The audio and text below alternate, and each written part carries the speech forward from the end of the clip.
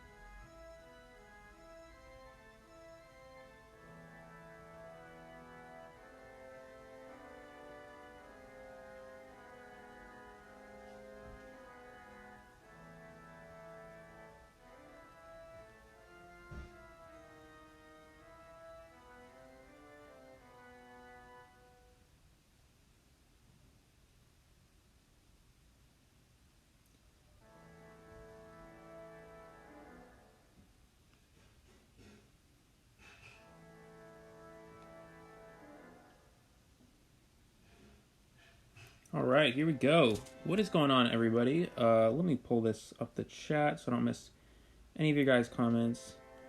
I need to grab my charger real quick so nothing dies while we're doing this. That would not be ideal.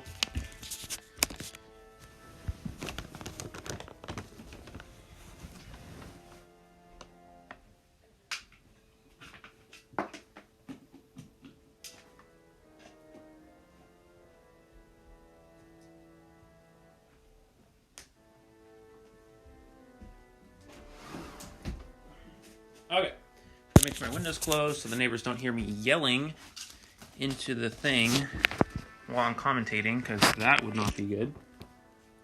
But how's everyone doing? This is the tournament stream for the Identity 5 Studio Day 2. We will have the lower division finals coming up right now. Let me just get in the VC momentarily here.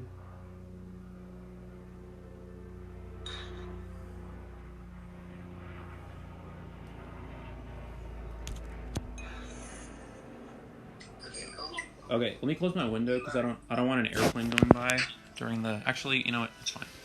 We're good.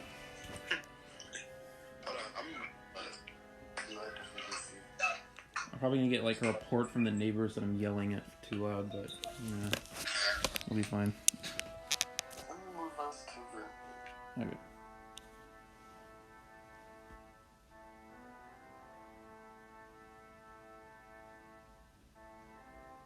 Okay.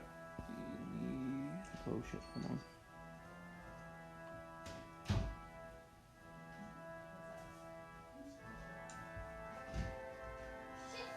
Okay. All right. Let me make sure the screen's working.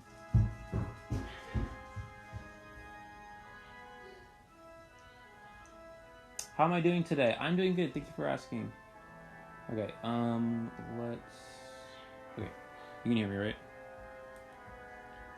Okay. Let me turn this. Oh wait. Okay. I'm gonna commentate with Eli. Oh boy. Okay.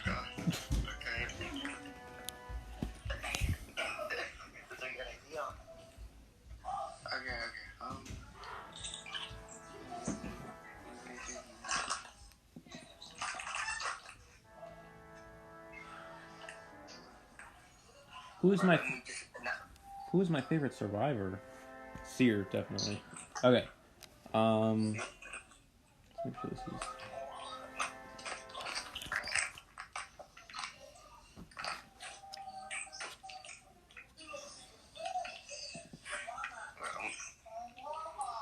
I'm posting this on my Facebook. All right. Okay.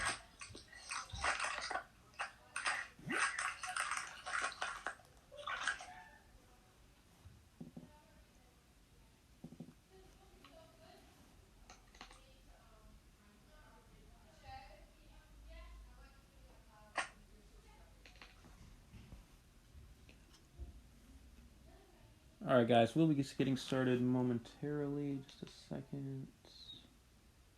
Dun, dun, dun. There we go. Okay, cool.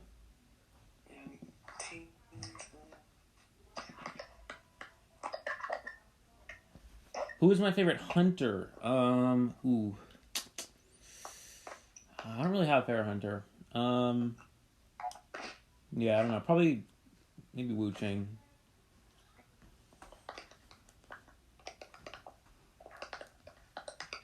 Okay. So it's 3 maps, right? We're doing, it's Moonlit Lakeside Church, right? Yes. Okay.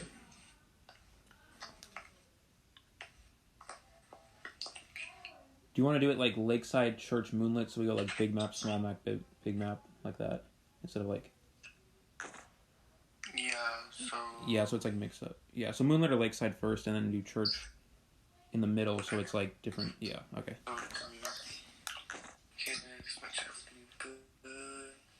And then 1 Survivor then as well.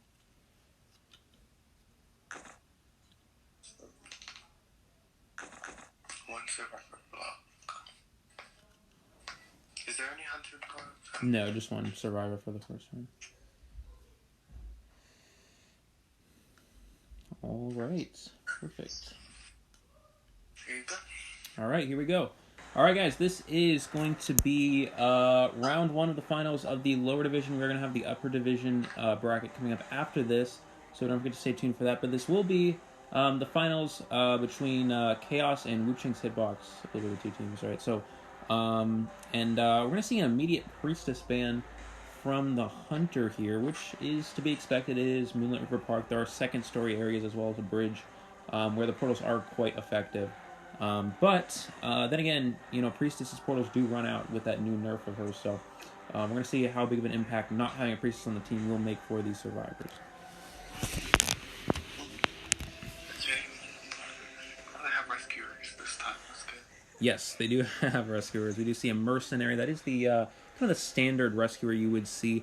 Mercenary being the #1 rescuer in the game, and that they can take 2 hits you know, without actually going down. They can still get rescued, even like a normal rescuer would be stuffed. Also, that Coordinator can use that flare gun to pull off a successful rescue against a, against a Hunter with pretty good camp. So, but we're gonna see exactly the Hunter selection, which I'm really interested. What do you expect to see maybe from the Hunter side, Eddie? Yeah, I was kind of expecting Wu Cheng or like Bloody Queen maybe. Yeah, we did see that Wu Cheng from Storm yesterday become very effective. I believe it was on the I forget which map it was, but we did see an effective Wu Cheng from them yesterday, and especially on a map like Moonlit River Park. You know, a very big map, very spread out, very good for that umbrella. You know, you can umbrella it pretty much anywhere on the map very effectively. So.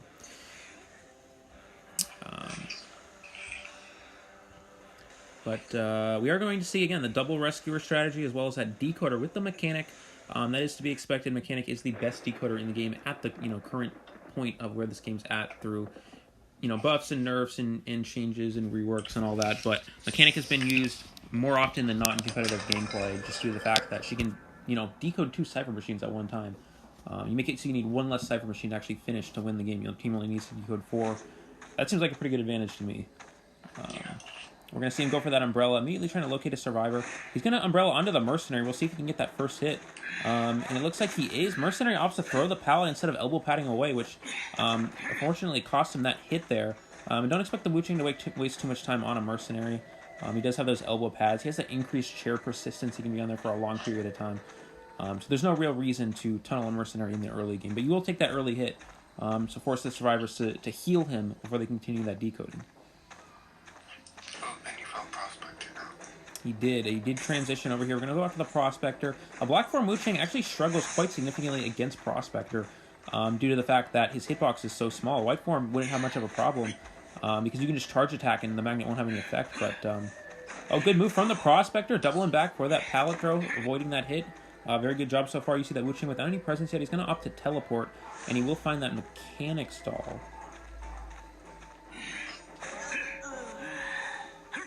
We're going to see him knock down the mechanic doll. Looking at his build, he is not running insolence. You do see that wall block and pallet breaking speed. And expect him to umbrella towards the mechanic here. When you kill that doll, it gives away the location of the mechanic. And he's going to be able to land this charge attack hit here. And again, tunneling the decoder this is very good if you're the Wu Chang. You want to get rid of that decoding character in the early game to slow down that Cypher Rush.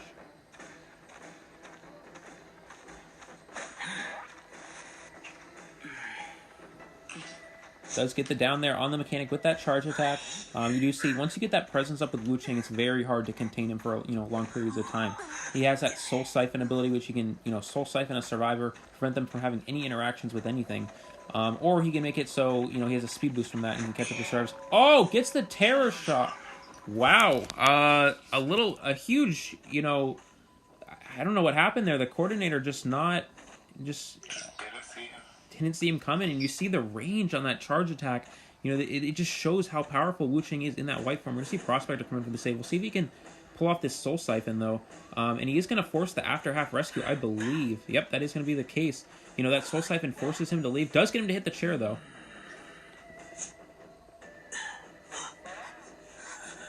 Oh, I believe he hit the chair again. Wow. Coordinator will be getting back up here. Yep. And he's going to chase. Oh, Coordinator's going to use the flare gun. This is going to give the mechanic some time to get away.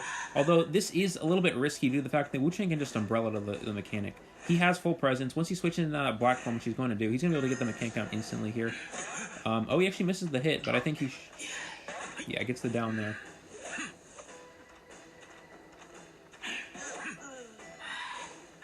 Gets rid of that mechanic doll.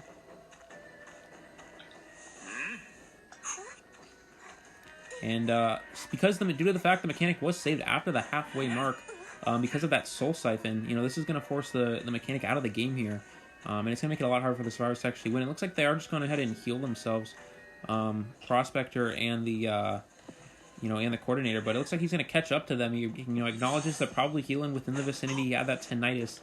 He's going to use that to his advantage to find these survivors. And again, something to keep in mind: the Coordinator already wasted her flare gun. And you saw the downside of using that flare gun early, at that point. Again, using the flare gun earlier in the game, has been something I talked about a lot yesterday. We were saying like these survivors should probably do, but the problem with against a Wu Chang is if you're trying to do it to prevent a survivor from getting caught, it's just so difficult because they can just umbrella straight after that survivor and it's hard for them to get away.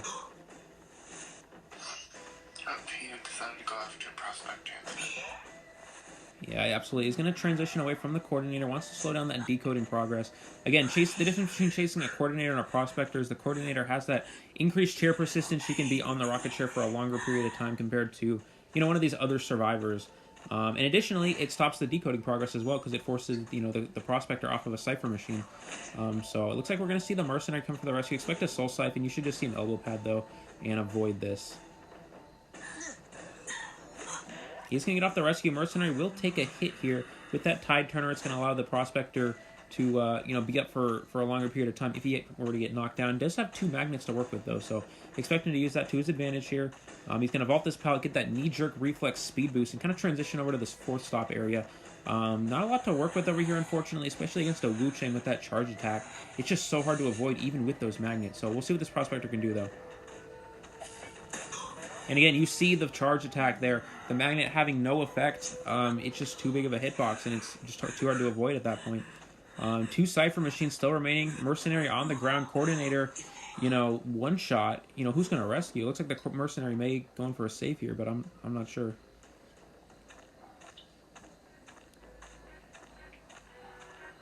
I mean, if you're the survivors, Eddie, what do you think they're going to do? Go for the one-person escape? I mean, I don't think you can go for a rescue here. It looks like Mercenary is going to go for the save.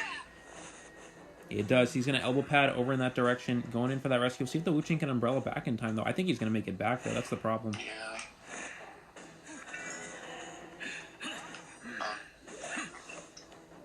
Did get the rescue off. This is going to buy a little bit of time. It forces the Wu Chang to re-chair the Prospector, but unfortunately, there's still 2 Cypher machines remaining. I think I don't even think they've started. They may be, I think second stop the Mercenary is working on, but other than that, they still need a whole nother Cypher and a half, most likely, so I just don't see... Might be going for dungeon. Yeah, that's... Oh, the Wu Chang is just going to go after. Yeah, that is a smart play, I mean, if you were to chair the Coordinator here, and she were to die, the mercenary would have the dungeon option. You really want to secure that 4-person elimination. He's going to get that soul siphon off as well, so mercenary has no interactions whatsoever for the next period of time here. So, but I'm really interested to see what the Wu Chang opts to do. Something to keep in mind is I believe the coordinator was actually healed by the mercenary, so she should still have her self heal option available if I'm not mistaken. And I don't know if the Wu Chang is aware of that, but I could be wrong. We're gonna find out. I don't know. She hasn't gotten up yet. Yeah, maybe not. Looks like she is 90% of the way done, so I don't think she would be able to get up. Yeah, I don't think so. Yeah, looks like she's just crawling. And the Wu Chang knows he's gonna umbrella over to this coordinator. He's gonna put her on the rocket chair and secure that 4-person elimination for his team. This is gonna put the hunted team up 5-0. Very excellent showing from the Wu Chang. Good job to both sides, but you really saw the dominance, of that Wu Chang. Finding the decoding character in the early game, really making the difference there, making it so they can't, execute that Cypher Rush to the best of their abilities. It's going to be 5-0 for the Hunter here. Excellent job.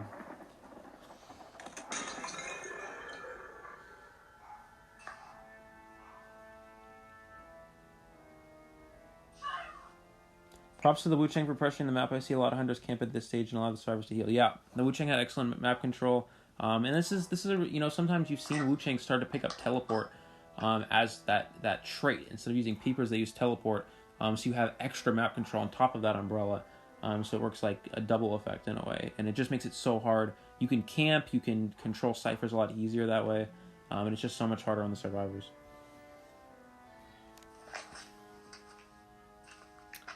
What tournament is this? This is the Identify Studio Discord tournament. This is the finals for the lower division. If you guys, I'll just mention right now, if you guys aren't part of the Discord, don't forget to join. The link is in the video description below. But yeah, and we're gonna have the upper division tournament right after this.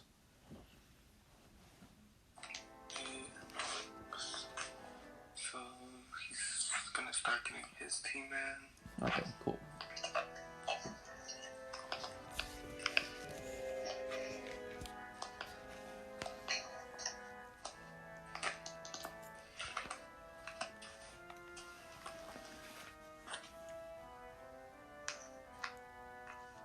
Guys, make sure you're staying hydrated. It's like 100 degrees where I live, and I'm kind of like fainting, but that's okay. I have water to save me.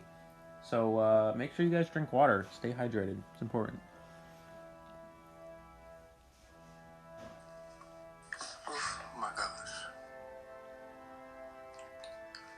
Okay, so what we're gonna have to do is one of them has an emergency. Oh.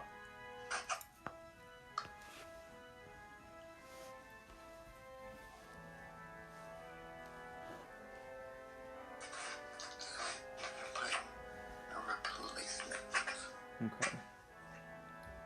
Today's sponsor is water. Yeah, that's... yeah.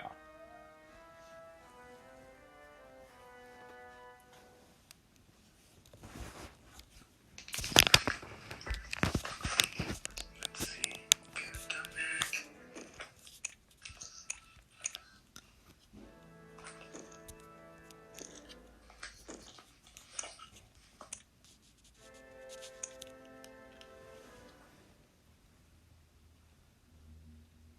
Yeah, how'd they manage that deal? Yeah. Being sponsored by water, imagine. Okay, so we're gonna have to get a replacement for them. I'll be right back. Okay. Anyways, guys, one of the players unfortunately has an emergency. They must attend to, so we're going to be waiting a little bit for that. But meanwhile, I've decided we can go ahead and open the essence while we're waiting. So let's do that. Let's open 10. Let's see. There's nothing I really want from this, to be honest. Oh my god. I have this. Oh my god, I got a priestess. I already have an S tier priestess. We don't need it. What is this? I already have that. What is this? Axe Boy. Oh, that's cool. Okay. Oh my god, let's go. Not like I ever played Mad Eyes, but we'll take that. Alright, let's go. Let's go. 8 tiers. Do I have any dice? Dang, if I had dice... You know what, we'll roll a 10-sided, guys, just to, because why not? Or a 20-sided. 10-sided? 20-sided? I'm stupid. Wow. So anyways, I got Mad Eye's skin. Not like that matters, because I'm never going to play Mad Eye's ever, but, you know, that's great.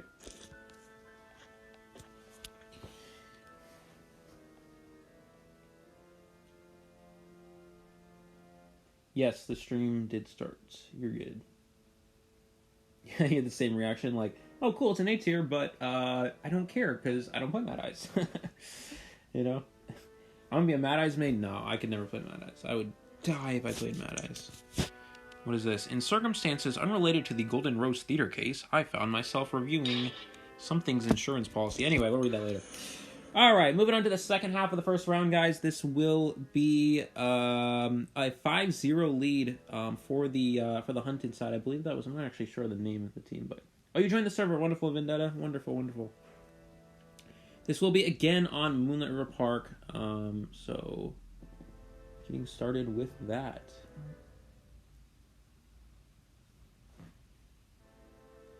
Emojis can express anything, guys. Any emoji can mean anything.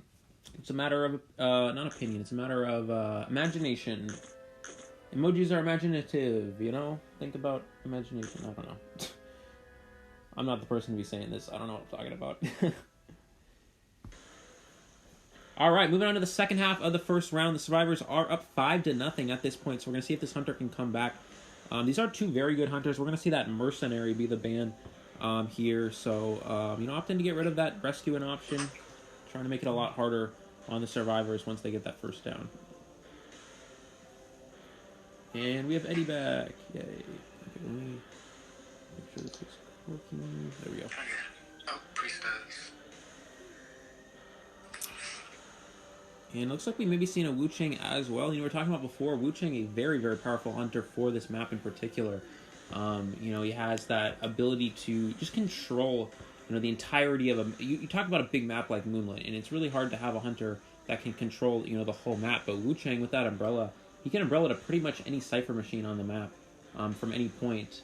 So it's really hard for the survivors to, you know, stay away from him. He can just, like, you know, get on top of them without them even expecting it. From the survivor side, no seer so far, but I'm interested to see if that will be a survivor of choice at some point. They better use Cowboy. Better use Cowboy. Cowboy is the best character in the game. He's basically a carry team. Oh yeah, Cowboy's gonna carry the team. Literally carry, as he carries people.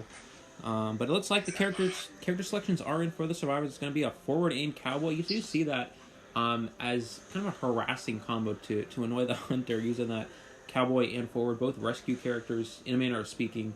And looks like the Priestess as well is expected on a map such as Moonlit River Park, and that mechanic is just kind of standard for every team composition nowadays to improve that decoding speed. So we're gonna see if these put in some good work against this Wu Chang.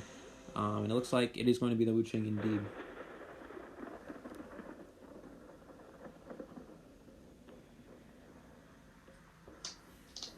I am actually interested to see, though, the trait of the Wu Chang. We saw teleport from the one in the last round, but some of them do run peepers, some of them run blink, so I'm interested to see what he opts to go for here.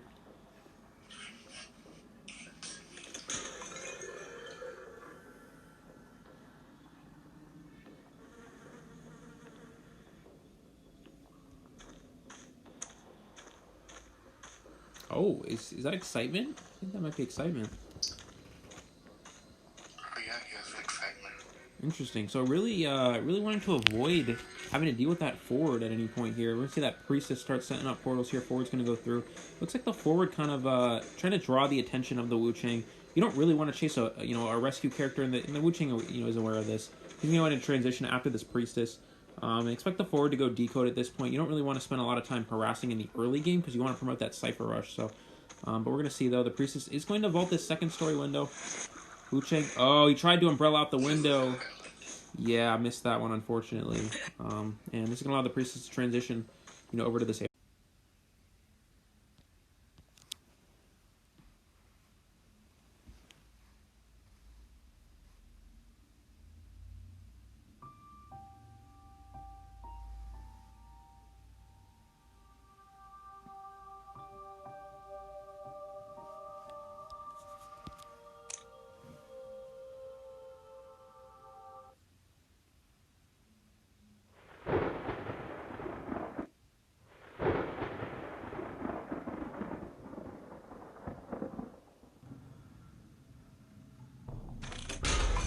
Anyways, we should be getting it back here. Oh no, it is back. I think we're good here. Apologies about that, guys.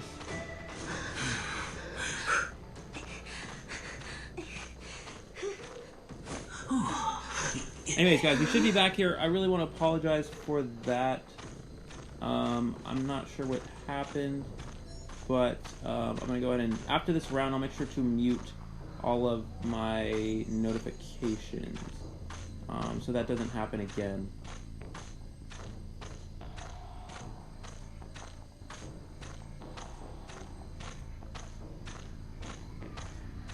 But anyways, apologies for that. We do see the priestess go down. I'm going to try to catch up with everything that's going on here. Oh, gets the down on the cowboy, unfortunately. Let's see. Okay. Should be... One second. Okay. We're good. We're good. Okay.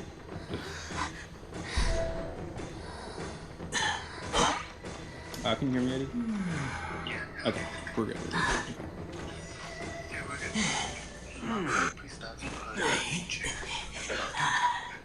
Interesting. Yeah, you did see that cowboy. He went for that rescue, walloping in one shot. A little bit of a risk there. We'll see if he can find the priestess, but I don't think he has been able to do so.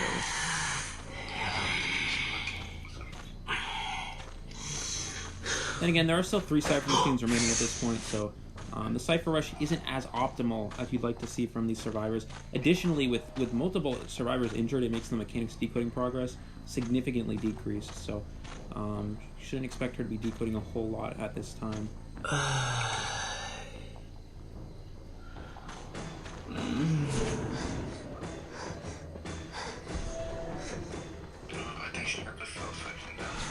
Yeah, the Wu-Chang is able to get off that Soul Siphon. This is going to prevent the rescue, unfortunately. You may see the Priestess going for the save, though. It looks like that is the case. She is not Soul Siphon. She's going to take that hit, get that rescue with Tide Turner as well. So this is going to waste a lot of the Hunter's time. This is exactly what the survivors need to see.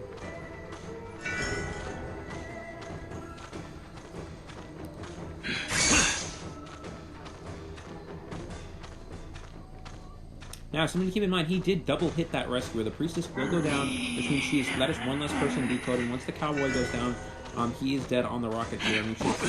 Oh, good play from the Cowboy. Oh, he opted not to use Excitement, though. That would have been interesting. I think he would have been able to get the hit there if he did.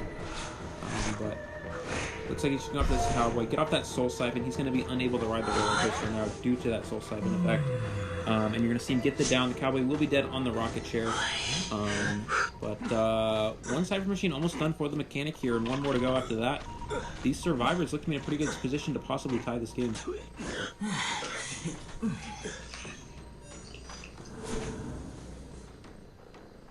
Wu-Chang heading over towards this second stop area, trying to find these survivors, see where they're healing. He's assuming, you know, the Forward and the Priestess probably are healing. That is what they are doing. The mechanic trying to finish this Cypher Machine. It looks like she's going to be able to get it done. There is one Cypher left. You see that first stop Cypher, about 60% of the way done, you know, when you walk by it earlier. So he's going to take out the mechanic stall. My guess is there wasn't much energy left on it anyways. And he's going to use this to find the location of the mechanic, and he's just going to go ahead and umbrella after her here. But we're pretty short on that umbrella, unfortunately. I don't think he's going to waste a whole lot of time on her. You know, again, it's coming down to the late game here. You need to control that last Cypher Machine. You need to make it so the survivors are unable to decode it. It looks like the Forward starting a new Cypher Machine here. It's about 40% of the way done, you know, over near that working carousel area. So we're going to see if the Wu-Chang is able to acknowledge this and go after that Cypher Machine, prevent that decoding progress. But it's gonna be interesting to see if he's able to actually see that. You know, he's really telling this mechanic hard here.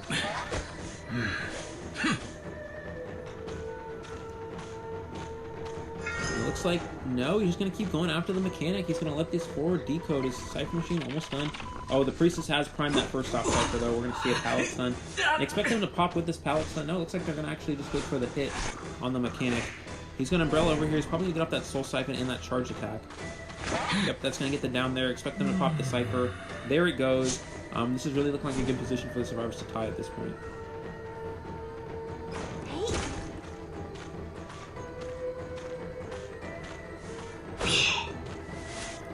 Goes for that charge attack. Very good job of the mechanic running through that pallet, able to dodge that. And he just can get that down now.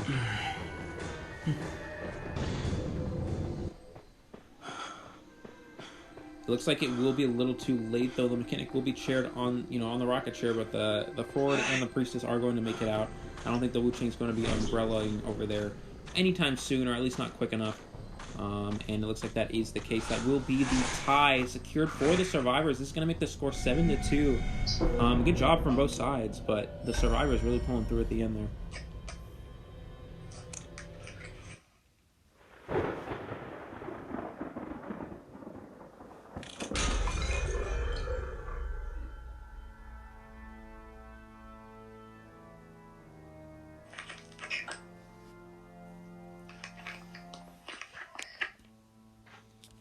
Anyways, guys, apologies for that stream cutting out a little bit earlier there, but it should be okay now. A bit of a weird early game indeed, but they were able to pull off the tie. That is what the Survivors were going for there.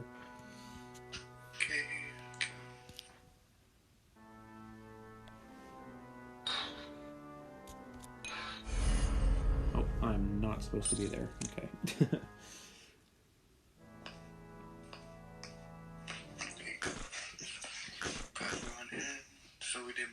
So now it's Lakeside and Red Church. Yes. There we go.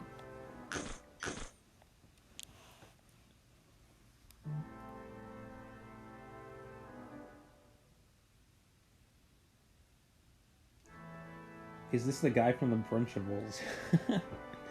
Okay. That was pretty funny. I'll give you that. That was funny. That was funny.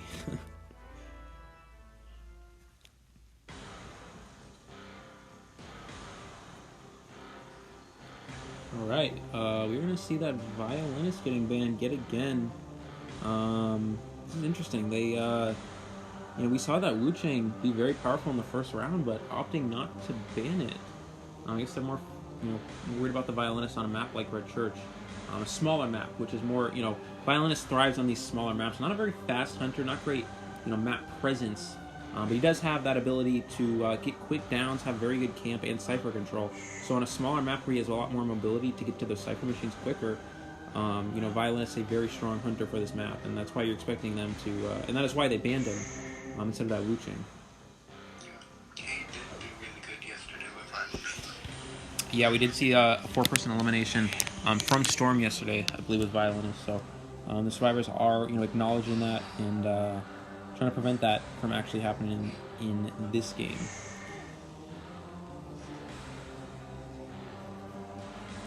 And from the Survivors, it looks like we're going to see, again, the double Rescuer plus the Mechanic Pro decoding and that containment type character with that Prospector. But again, Prospector, we saw not a very good Survivor against, Wu Chang, especially in white form, when they have that very long charge attack.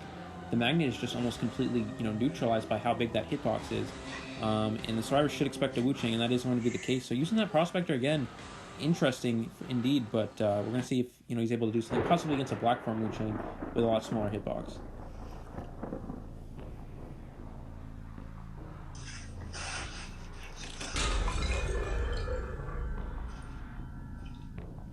Alright, we are going to see that top of graveyard spawn from the Wu Chang. So expect to see the Survivors kind of laid out in a bit of an oval shape. We're going to see one Survivor spawn near Shack, and then 2 over in the what we call broken or maze area.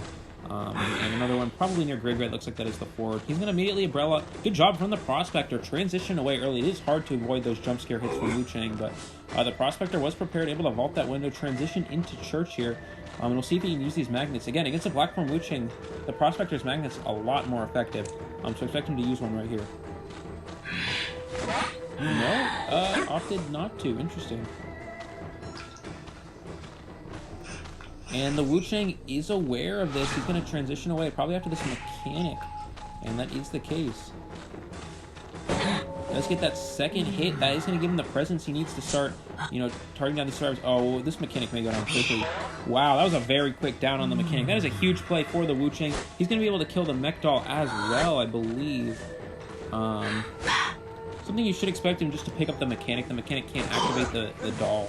while he's being held, and you can just kill the mechanic doll that way, but it doesn't look like that's going to be the case. She's going to go ahead and get the mechanic doll down, get this mechanic on the rocket chair, and that was a quick down on the decoder, so we're going to see how the survivors can combat this. Expect the forward to go in for the first rescue, and looks like that is the case here.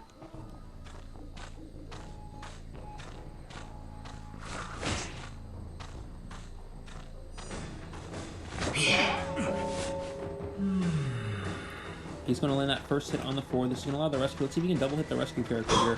No, it doesn't look like it. A good job from the survivors splitting up there. That's going to wow, mechanic dodges another hit.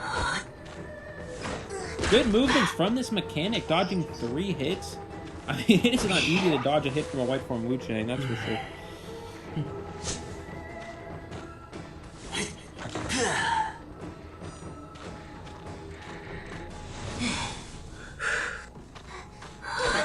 Yeah, we're going to see the Wu Chang just pick up the mechanic here.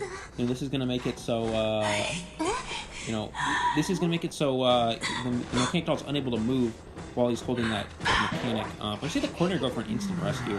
I'm just going to go ahead and shoot the Wu Chang as well. This is going to give him time to transition away. We'll see if he can catch up with that umbrella, though. And again, you saw the downside to using Coordinator against a hunter such as Wu Chang, that he can just instantly catch up to these survivors. And we're going to see that be the case here.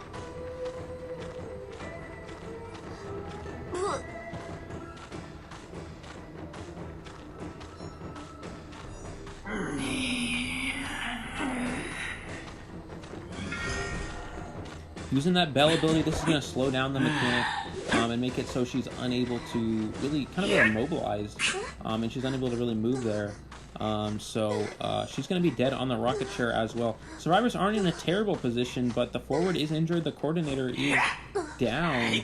So I'm not quite sure what they're going to be able to do to come back on this. Expect them to just share the Coordinator as well. All these guys, the stream is having a little bit of issues.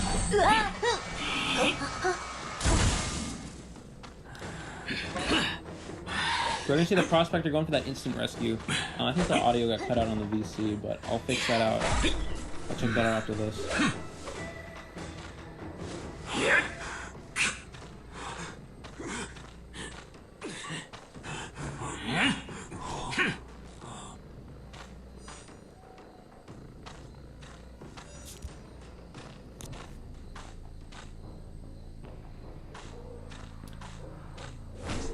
Looks like he's going to Umbrella. He's really trying to target down these survivors. He knows they are one-shot, so expect him to actually just go after one of these survivors. No, he's going to keep camping.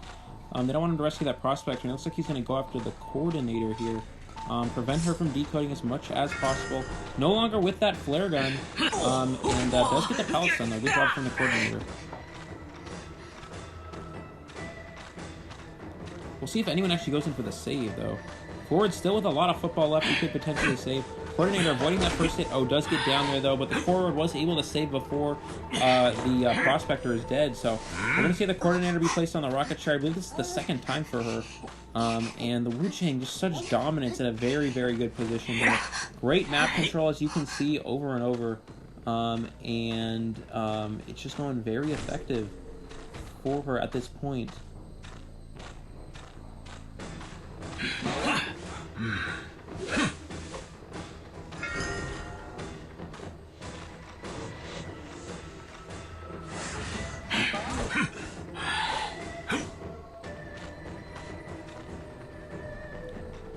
Anyways, guys, I apologize for the VC. I'm going to get that fixed right after this. I'm going to have to go to a new device because my phone is overheating right now. Might have to go in the freezer. I don't know. We're going to see the Coordinator be dead here. Looking around for that Prospector. Wants to secure the 4-person eliminations as good as possible here. You know, you really want to get those 5 points for your team. And expect that to be the case here. Looking around for the location of the Prospector. He's doing a good job of avoiding, but it's going to be very hard to hide from a Wu Chang, especially on a small map like the Red Church. So we're going to see, though. We do see the forward get back up here. Great job from the forward. Uses that football to transition away. This is going to allow him to avoid that soul siphon, but I think the Wu Chang's just going to be able to get him down. No more football left, unfortunately, and he is going to get the down with that regular attack. The forward can no longer self-heal, so as soon as you see this Prospector go down, that will be it for the game, and that will secure the 4-person elimination for Storm.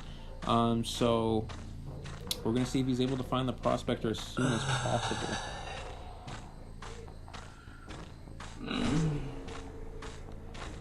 Does have tinnitus now, so he acknowledges the Prospector's probably nearby. And he's looking over here just to make sure he's not healing the forward. But looks like that is not the case. Prospector is hiding out as much as possible here. And we're going to see if he's able to find him. Again, something to keep in mind, forward cannot self-heal. Once you find that Prospector and get him down, that will be it for this game. It will secure 4 points for the Hunter. So it's going to be very interesting for sure. It looks like he is able to lock onto that trail of the Prospector. He's going to chase after him in white form as well. It's going to be very hard to use these magnets effectively. Oh, good stun, though, from the Prospector. But again, using these magnets against a Wu Chain... Oh, it does mess up that Umbrella, unfortunately. But using these magnets against a white form Wu Chain, very, very hard to do. And that Wu Chain, his hitbox is just so large. And it's so hard to avoid. Using that Umbrella effect, really just trapping him in here. This is a great job from the Wu Chain. He's able to get that bell off as well.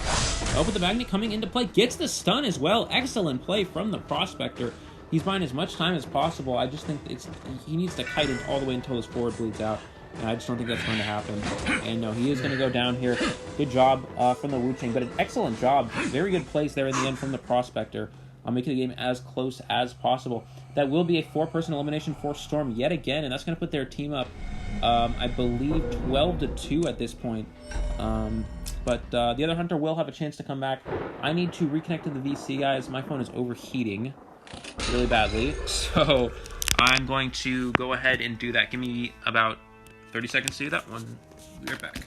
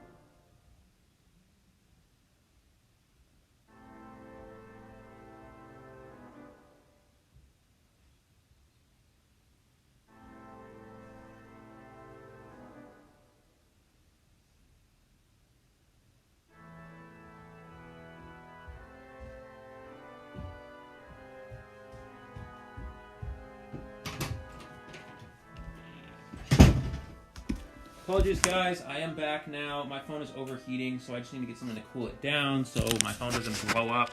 That would be bad. But yes, let me reconnect here to the voice chat.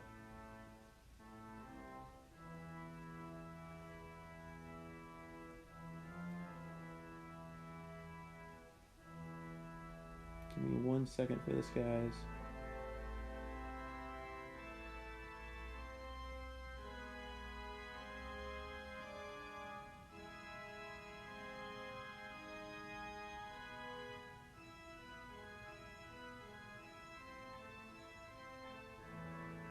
Okay, anyways, guys,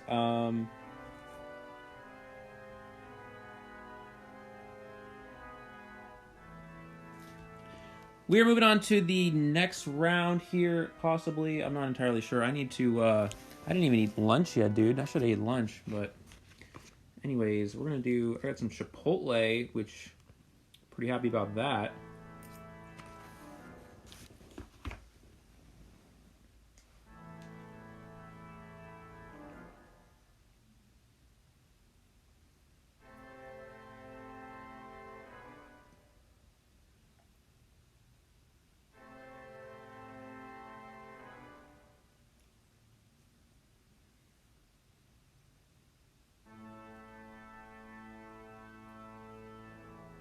Anyways, guys, we're just figuring out how this bracket is going to work out in a second here. I got an ice pack for my phone so it doesn't overheat, but hopefully It will be better now. And I ran out of water. This is not good. Early rescues is what made the game for the survivors. Yeah, going in for those early saves really does make the difference, as you can see. You know, it's less time for your team to actually decode before going in for that save. So it's a lot harder on the survivors to win once you go in for those quick rescues like that.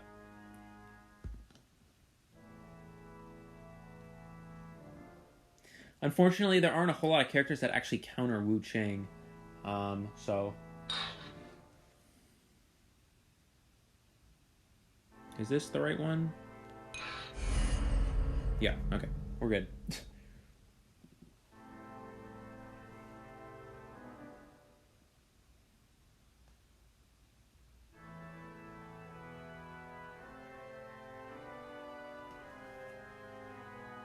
Now my phone's really cold because I just put an ice pack on it.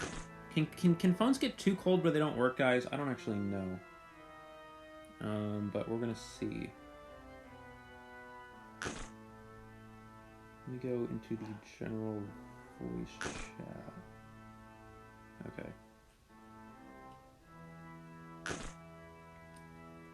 Okay, my phone's not overheating. I got an ice pack, so, you know, if my phone overheats so well, but we'll see. Yeah. Okay. We're back. Apologize about the online arcade notifications, guys. That is what I am streaming on. After this round, I will turn them off. I tried turning them off yesterday. They didn't work. I tried that today. They still haven't worked, but someone has informed me how to do that, so I will do that right after this round. So apologies for that, but it will be done after that.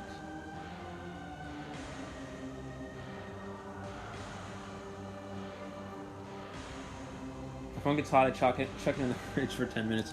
Unfortunately, I don't have that option because I am, you know, using it for the voice chat as well as reading your guys' comments. So.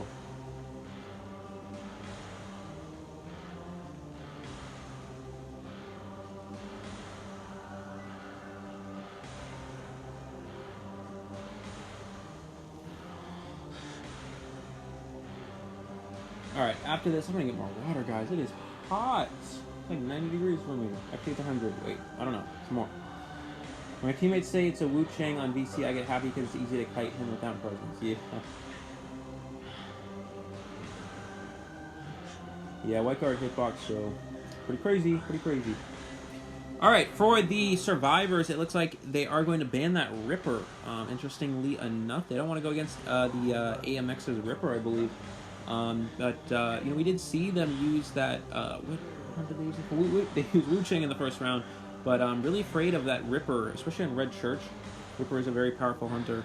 And we are going to see, looks like Forward, Prisoner, Cowboy, and Enchantress. Cowboy can double as a rescue character, so you do see that double rescue option in a manner of speaking, as well as that decoding character with the Prisoner. So we're going to see how that can come into play here.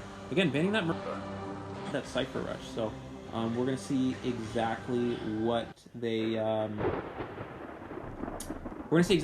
they can do here against this Wu Chang. You know, you saw AMX playing very good with that Wu Chang in the first round. The survivors were able to secure the tie, though. This is a completely different story. We're looking at a Moonlit River Park in that first round. This is Red Church, a completely different type of map, very small in comparison to Moonlit. So we're going to see exactly what this Wu Chang is going to put forward here. Yeah, it looks like he's going to transition over towards this back gate area first. We see I believe that's the Prisoner, able to avoid, you know, where that Wu Chang is going. The Prisoner isn't that. Nope, looks like the Wu Chang is going to tunnel down the Prisoner here. Finding the decoder early on, again, is a very big deal. He's just going to break this connection. And the Hunter, I believe, using Excitement yet again, really worried about this Forward. Also is effective on Enchantress, but it's very interesting. Very interesting indeed. You know, having to deal with that Forward, not very good, but he's going to land the hit on the Prisoner there, and we'll see if we can get the second one. Getting the second hit, though, from a Wu Chang is very difficult. Without presence, it's very hard for him to actually get that down on survivors. Good job from the Prisoner. Bit of an ankle breaker there, and it looks like the Prisoner's going to use his pallet to his advantage. He's going to force the Wu Chang to break it. What you want to do, as a kiter, you want to force the Hunter to break the pallet. right? So he's going to, force the Hunter to break it, transition away when he does, and he's going to get to this back gate area. You got 2 windows and a pallet right here to work with as well. It's pretty effective. So, but he vaults right into the Hunter, and that's going to allow him to get the down. Unfortunately, a little bit of a misstep from the prisoner there. And he's going to be able to put him on the rocket chair. You do see the forward kind of hovering nearby. We'll see if he goes for a stun. No, it looks like he's just going to go ahead and play it safe, going for that regular rescue. Again, something to keep in mind. That Wu Chang is running excitement. We didn't see it come into play in the first game, but it could possibly be effective here.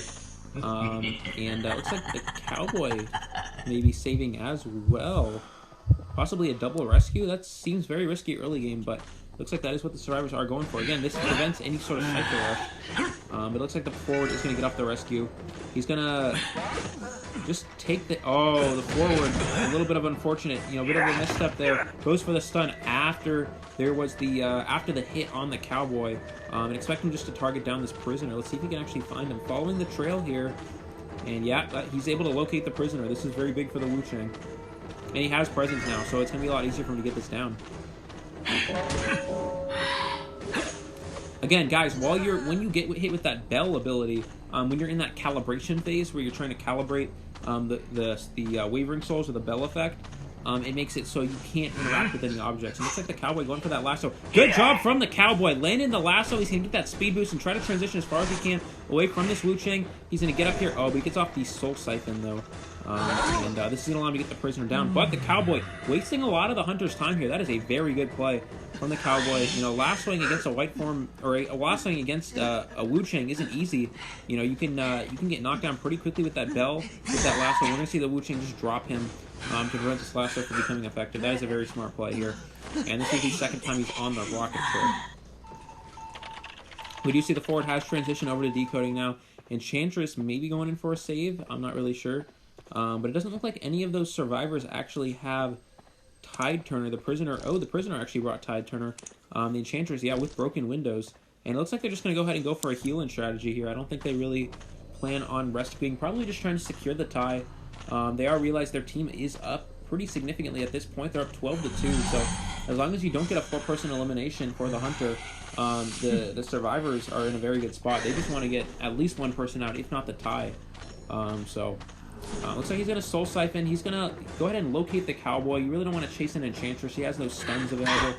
Can waste a lot of your time. Good job from the Cowboy, though, dodging that first hit.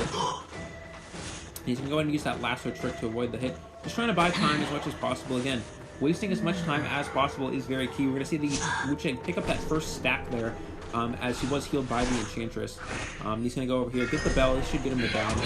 And that is the case. And the Cowboy will be on the chair for the first time. But with 2 Cypher Machines remaining, the survivors, again, looking in a position where they could potentially tie. However, the forward is 1 shot. And it's going to be very hard for him to go in for a successful rescue at this point in the game.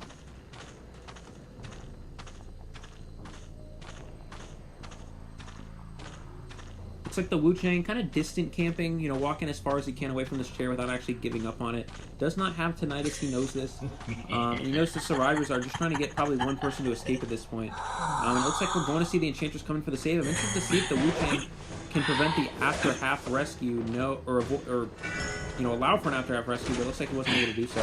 I expect the Cowboy to go down. Oh, he's going to hit the Enchantress down. Good body block from the Enchantress, but the Cowboy will transition away here. This is buying time. This did allow the Cowboy to make some distance, but we should see the Wu Chang just go for that charge attack. Gets the down on the Cowboy, and the Wu Chang is a very good position to win this game. Enchantress is down. Forward is 1 shot. No, he can't rescue. There are still 2 Cypher Machines remaining. The forward isn't even on a Cypher at this point, so this is going to be very difficult for the Wu Chang to actually pull anything off. You may see the forward going for a stun rescue, but the Wu Chang with that presence, or not with that presence, with that excitement, can prevent that. So we're going to see the forward just search a chest. Really trying to find maybe a syringe. Nope, I don't think he found anything. And let's see if he goes in for the save or not. No, it doesn't look like it. Cowboy is dead. Still 2 Cypher Machines remaining, so don't expect him to actually chair this Enchantress. Enchantress decides to get up. That might be a little bit of an issue because, now once the Enchantress goes down, she will not be able to self-heal, and that makes it so he can just immediately target down the forward. He doesn't have to stand around with his Enchantress. Expect her to vault this. You probably want to vault back, yeah. And good job from the Enchantress, avoiding that large hitbox from the white form Wu-Ching. Oh, goes for the Pallet Sun. Let's see if we see the excitement. Nope, he's opting to save it. Enchantress with 5 stacks. She has 5 stacks available to her, guys. She's going to be able to use that, what we call a flare gun stun, if possible. But he does have that excitement. And, oh, Enchantress not using the heavy stun there. She's just going to go for a single stun, and that unfortunately cost her. And the Wu-Ching's opting to share the Enchantress. That's interesting. Because now the forward can get dungeon, and he knows the Enchantress can't self-heal. Or the forward, the Enchantress was in an unself-healable position. So now you have to find this forward before, the Enchantress dies, or else he will get dungeon. And it looks like he's going for the save. Uses that excitement. Gets the down on the forward. Excellent play. We didn't see that excitement be effective at all up until now. And that will allow him to secure the 4-person elimination. And this is going to make the game a lot more close. The series was 12-2, but with that 4-person, it's going to make it now 12-7. And AMX really putting his team back in position to potentially come back with an excellent performance with Wu-Ching there on Red Church. Alright, I need to get water now because I have been talking for a lot. And I ran out of water, guys. So make sure you're hydrated because I am not. I will be right back.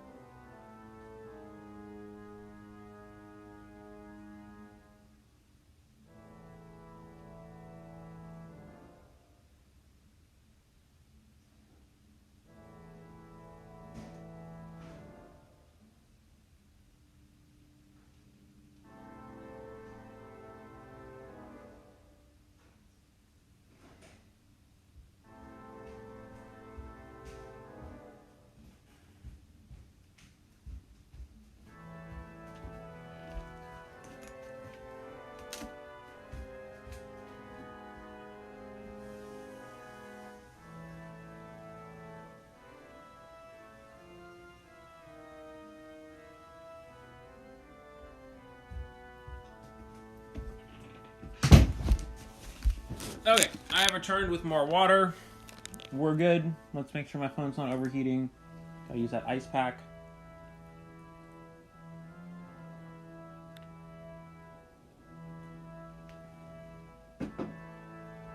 Okay. Anyways.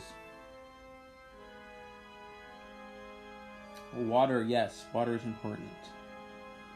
Yeah, double saving instead of going for that, going for that decoding strategy is a little unfortunate, but you did see the Cowboy and the forward trying to harass as much as possible. Cowboy did pull off a very nice lasso as well.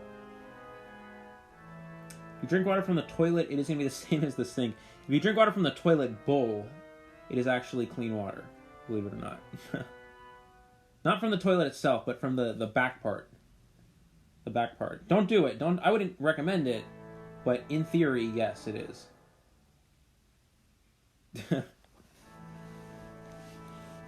Let me check what's going on.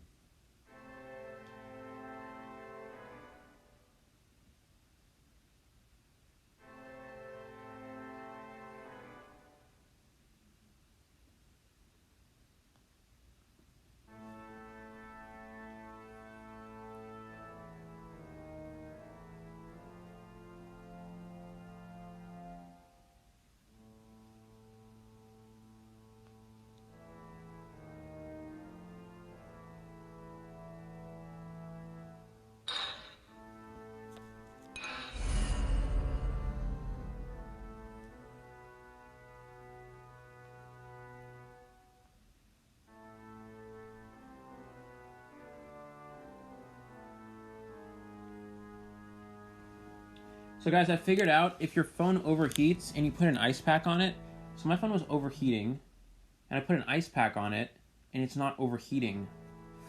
Physics, guys. Like, come on. And now, my phone's not slow. When my phone overheats, it gets super slow, but not anymore. Okay, guys, it looks like that is going to wrap it up for the lower division. That will be a 12-7 final. So great job from both sides. We really saw Storm coming in through with those 4-person eliminations, securing the wins. It looks like we're going to be moving on to the upper division now. Yeah, upper division. Who's ready? Oh my god, it's so exciting. So we're going to see some really high level gameplay here. Some Cyclops Hunters. I believe the first round will be boosted boxes versus best boys. I think is what it is. But we're going to see. High tiers. No, I'm scared. Don't worry. It'll be okay.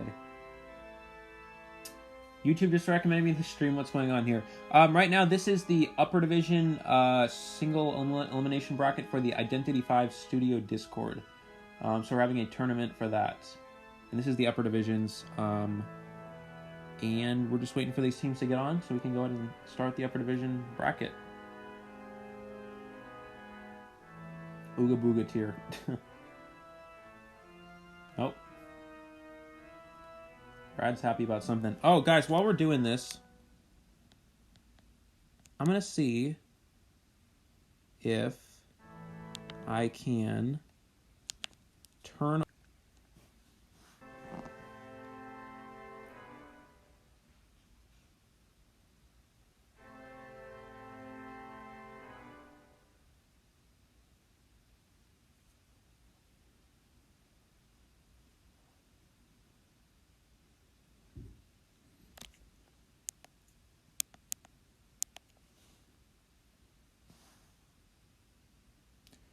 Sorry about that, guys. I was thinking I could turn off those notifications that keep appearing at the top, but it's not working. Yeah, so apologies for that. But, trying to hide the Tinder app. Okay, that's what you think.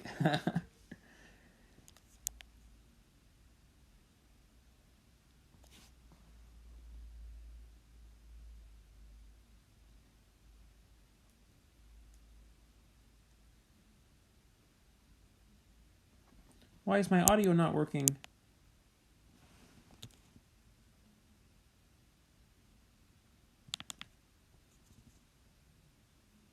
Let's reload this. I want to make sure the audio stays working.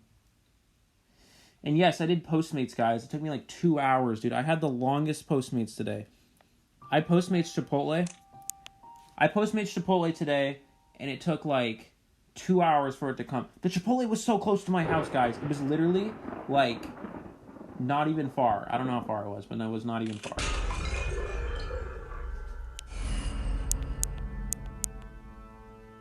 I mean, it was like, how far is it from my house? Like 10-minute drive. Not even a 10-minute drive. And these took 2 hours to deliver it. I was like, oh my god. Anyways, guys, Postmates takes long deliveries. I learned something new. You learn something new every day, I guess.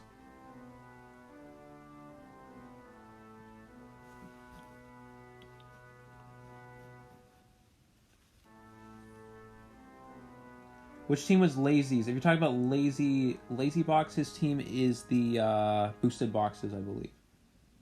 His team is boosted boxes. I'm not sure if him or Roland is hunting, but we're gonna find out.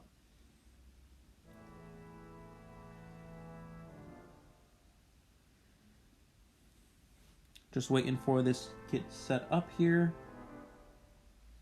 Join the server United. Yes, guys, if you haven't already done so, if you're not a part of the Discord server, don't forget to check out the link in the video description below to join the Identity 5 Discord server. It is really a wonderful Discord. I have a lot of fun on there. The owners are great, wonderful people. It is a great Discord, so don't forget to check it out, guys.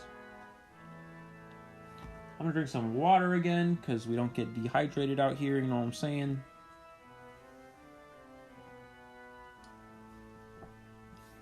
Guys, this is going to be some good competitive gameplay. I'm telling you. We got some Cyclopses, we got some Unicorns, we got some Griffins.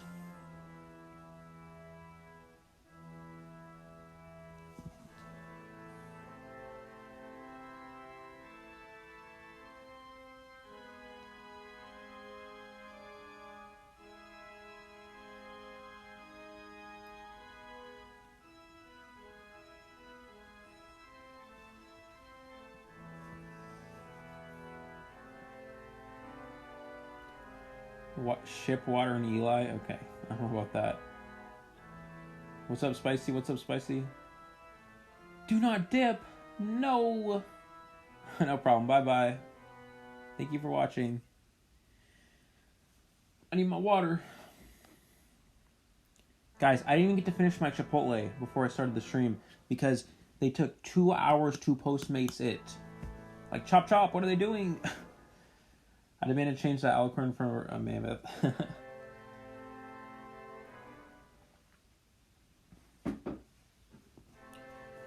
I hope you guys are enjoying the stream. Again, make sure to stay healthy and hydrated, people. We don't want anyone fainting from heat exhaustion. That might actually be me, because I am struggling with heat right now. It's hot. It's like 100 degrees, and I'm drinking a lot of water, but, you know. Dang, Seer dude left me hanging.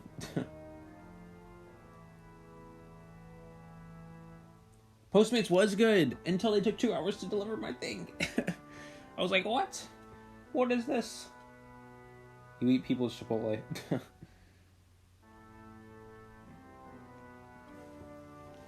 Anyways, guys, we are getting started now. This is going to be the boosted boxes versus the Best Boys. We see XQ Apollo hunting for... I'm actually not sure. Wait, Best Boys? Best Boys. Best Boys is the team that Apollo is on and we're up against. A bunch of names that I don't really feel like pronouncing because I'm probably going to say it wrong. And then people are going to get mad because I said them wrong. So yeah, we're just going to go ahead and get started. I know that's Apollo. I don't know anything else, so that's a L, but it's okay. Anyways, getting started here. We're going to see what the Hunter opts to ban here. Most likely going to see that Seer. Possibly a Mercenary, though. Looks like that is the case. From Apollo, banning that Mercenary, not wanting to have to deal with that, that increased chair resistance of Mercenary, the fact that he can save multiple times. I mean, the list goes on and on, but, getting rid of that, that immediate rescue option for the survivors is going to make it difficult on them, but do expect to see that Seer. Looks like we're going to see a forward as the main rescuer here, as well as a Perfumer. Expect to see Nato, taking that, or Nato, I'm not sure if I'm saying that right. Apologies, but expect him to take that Seer as that last character there. We do see the Mechanic forward, Perfumer and Seer. Very common team composition once you see that Mercenary get banned. So we're going to find out exactly what these survivors can do. I'm really interested to see the Hunter as well, what the Hunter selection is going to be here. It's going to be interesting for sure. But again, waiting on that. We are in custom mode, so it takes a while. We wait 70 seconds for them to ready up, but that is okay. But anyways, guys, let's get hyped up. This is the upper division. This is the first game or first series in the upper division bracket. This is a single elimination bracket. This will be Best Boys versus Boosted Boxes. Who's ready for this? I am. I got my water, so I'm ready. If I got water, I'm ready. That's all I'm going to say.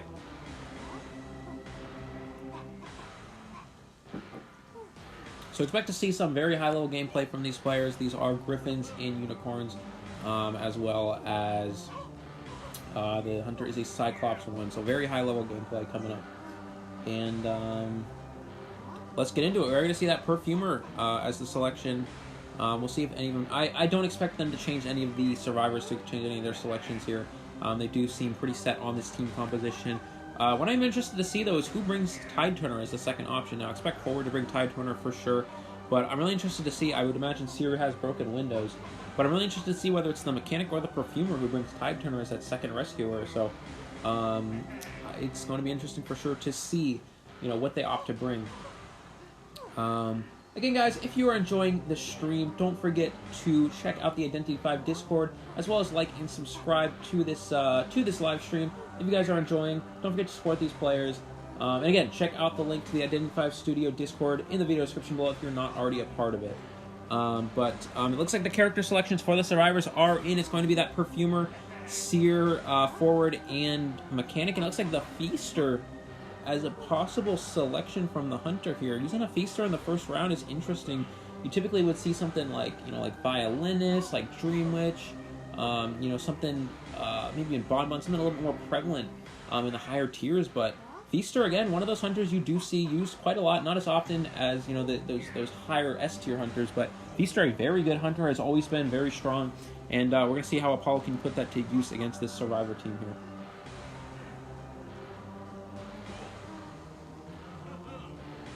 Went from 20 to 50 watching. Good. We need this. The more people supporting, the better. This is wonderful.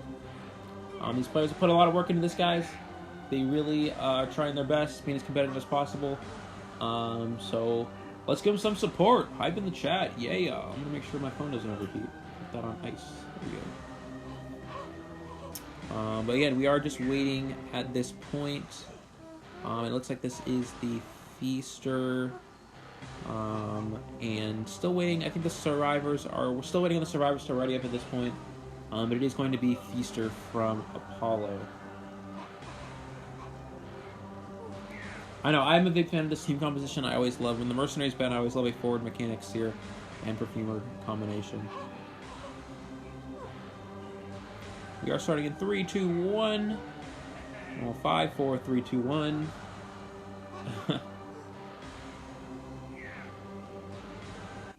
Here we go. This is the upper division, guys, of the Identity 5 studio. This is the round 1 best boys versus boosted boxes. So we're gonna have Apollo hunting using the default Feaster skin. I respect it. It's okay. I respect it. And he does get that big rock spawn. That is a new area that has been added to Arms Factory. We're going to see him trying to transition over towards the shack area here. The Seer is aware of his position, most likely, telling the other survivors where they're going. And we see him lock onto the trail of the mechanic. This is big if he can tunnel the mechanic early game here. We're going to see him drop the doll. Go ahead and hide the doll. Good job from the mechanic. We do see peepers, though, so if he drops a peeper, he will be, aware of the mechanic doll's location. Dropping that tentacle, forcing her to rotate around to this other side. This should allow him to get the first hit on here. And, oh, no, he missed. Oh, he's going to get that second hit there. That was interesting, though. Almost didn't get that hit there. We're going to see Crockpot, the mechanic, transition over towards Factory. Factory, a very good Titan area. We've got that pallet and those 2 windows to work with, but it's going to be hard for her to actually reach that. When I say her, I'm referring to mechanic. And we are going to see the mechanic go down, but something to keep in mind, was able to drop the mech doll in time, so this kite definitely did not go to waste. Bought some time for the survivors to decode, and the mechanic doll is now active and in play. So we're going to see him bring her all the way over to this sandbags area. Really wants to try to control the Cypher Rush in this area. We're going to see the forward most likely transition in for a rescue now, and that is going to be the case.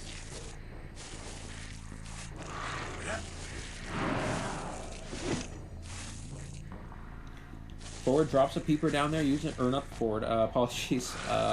Feaster dropping the peeper there. This is going to give him the location of any survivors that are nearby. I'm really interested to see who actually goes in for the rescue, though. It looks like the forward's going to get an owl from the Seer, and he's just going to wait for the rescue. Good job from the Feaster, hitting the mechanic instead of that forward there, just not hitting into that into that owl.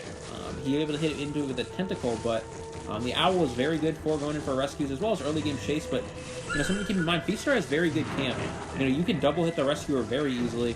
It's hard to stuff rescuers, with a Feaster, but it is very easy to double hit the rescuer, and using that owl did prevent that. So good job from the Seer acknowledging this, a good job from these survivors playing around that option. We're going to see the Feaster get the mechanic on the chair for the second time. This Feaster is in a very good position. They are Cypher rushing to the best of the ability. You see the mechanic about to finish one of those Cypher machines. Seer working on one, as well as the forward and the perfumer. Are they going in for a double rescue at this point?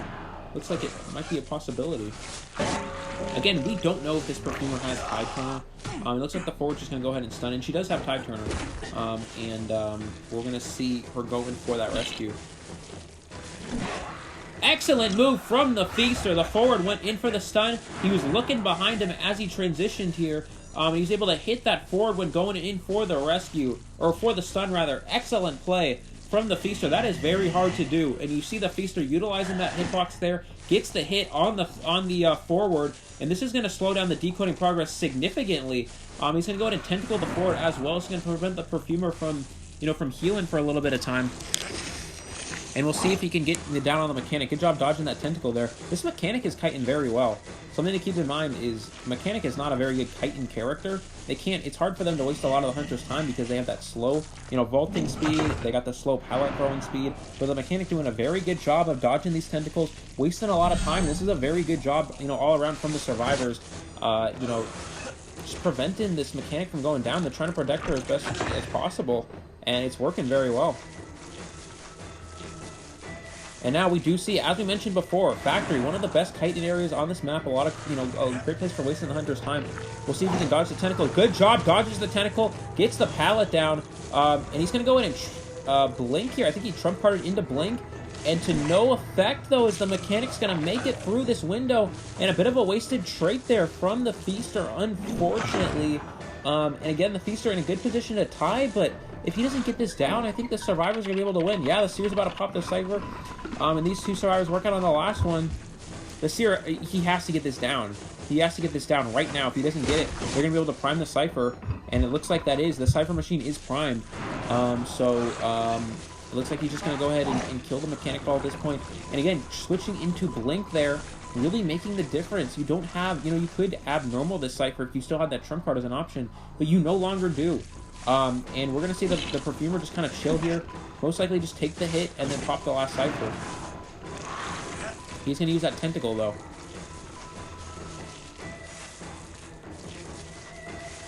Mechanic has transitioned over to a new Cypher. You do see the mechanic with that increased decoding speed as well as accelerated decoding. This is going to allow her plenty of time to finish this Cypher in case they can't get to this primed one. But it looks like the Perfumer's just going to make a run for it. Nope, she's not going to. They're going to allow the mechanic to keep decoding that other Cypher machine with the Seer here. And this surviving team, playing very well. The Feaster, as you saw, able to find the mechanic early game, get the down on the mechanic very quickly, but now unable to do so. It looks like the forward maybe trying to go in to finish the Cypher, but it's not going to matter. The Seer and the mechanic working on that Factory Cypher is about 90% of the way done. They should be able to prime it at this point and expect just to pop. The Feaster without any teleport as well. It's going to be very hard for him to actually get any downs. Or at least secure a tie. At this point, he just wants to get one person down. You don't want to allow, a 4-person escape, because that would be 5 points for the Survivors, and that would just be detrimental for your team. So looks like he's going to lock onto the trail of the Perfumer. He does have that blink available in about 30 seconds, so he may use that to his advantage. But expect him to just tunnel this Perfumer, trying to secure at least a 1 kill. That's really his goal at this point. He's going to put up that tentacle. Excellent job from the Perfumer, looping that tentacle. She's going to vault this window. She does not have broken windows, but she does have a knee-jerk reflex speed boost, which she's going to use here to transition over to these other pallets. At this point, just throwing down as many pallets as possible, see if she can kind of kite towards this dungeon area. Looking at the other Survivors, they're all out. She's headed for the dungeon. Can she make it is the question. Oh, she's going to Perfume back, and I think that's going to cost her. If she kept running straight for that dungeon, she would have made it, but now the Feaster has blink, and it doesn't look... No, he misses the blink, but I think he's going to be able to get the hit here. Yep, there is that charge attack, getting the down on the Perfumer. A bit of a misstep from the Perfumer. I don't know if she was going to make it, but you might as well take that chance, because if you Perfume back, you just have almost no chance whatsoever. So, but the Feaster, able to secure that 1 kill there. That was the important thing. And you do see best deduction going to that Perfumer. 108-second, containment time. You can see 92 seconds from the mechanic.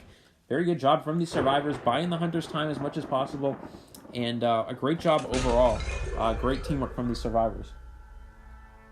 And this is actually going to put the boosted boxes up 3-1 at this point.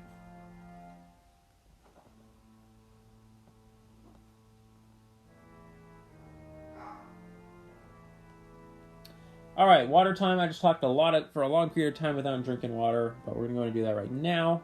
Make sure you guys stay hydrated. Again, it's important.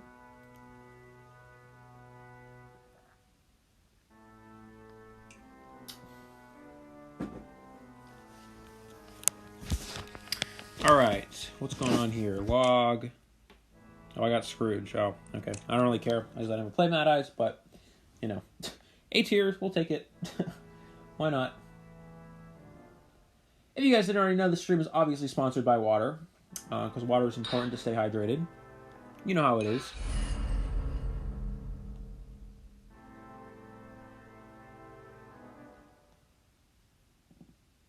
Oh my god, my phone's overheating. Back to the ice pack.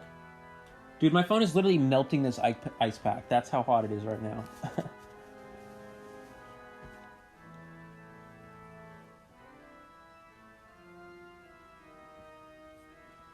Moving on to this next round, I believe Lazy Box and Roland are the two hunters for the boosted boxes. I'm interested to see who they put forward here. If you guys don't know, Lazy Box is, I believe, the #1 photographer on the North American European server.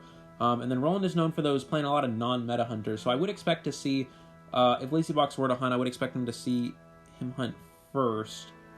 Because if he were to hunt second, they would just ban that photographer. But I believe those are the hunters for the boosted boxes. I'm not entirely sure, but we're gonna find out.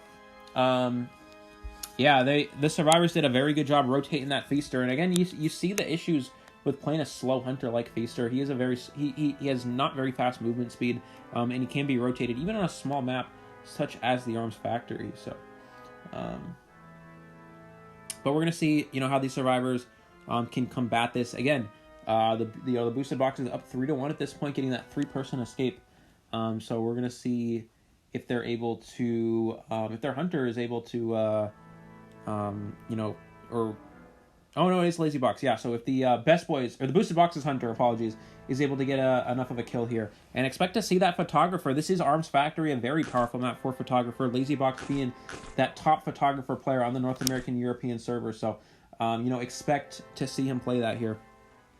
And we're going to see one survivor ban. I would imagine it would be a Seer, most likely. Although they could, you never know, could ban something like Doctor if he wants to play photo. Anything's possible. But again, we're waiting here for this ban, and it is indeed the Seer.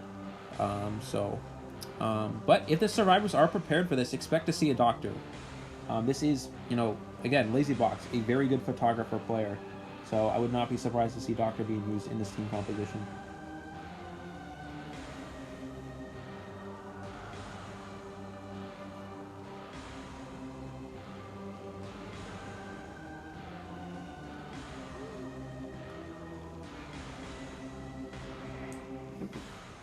All right, guys, let's get some hype. I know we got looks like we got a lot of Lazy Box fans in the chat.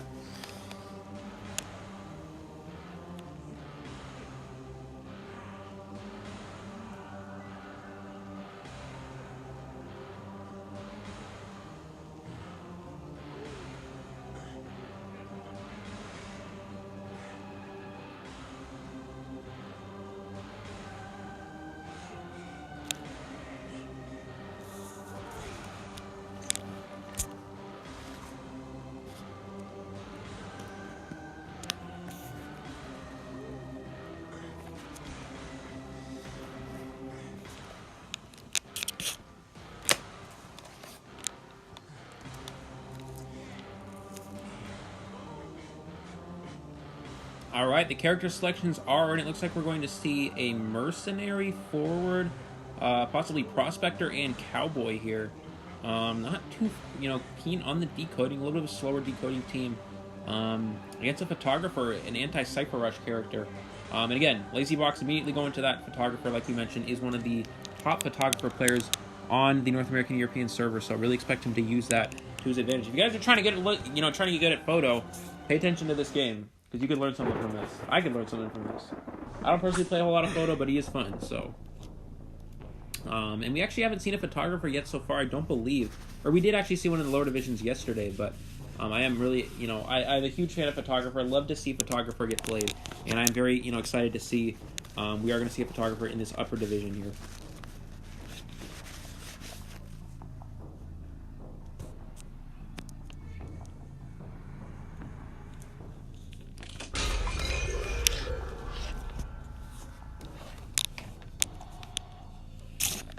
Getting started here, we're going to see how good of his photo spawn is. The camera a little bit off here, unfortunately. But I'm going to be honest, guys, I don't know if anyone hid. I think I saw a lot of survivors standing up there. That's going to be a little unfortunate. The Cowboy, actually, he's going to lasso his photo image, and he's going to go ahead and move it away here, so it's going to be harder for the Photographer to find. Looks like that's going to be the case. He's walking around. He's looking for that photo image, but he can't find it.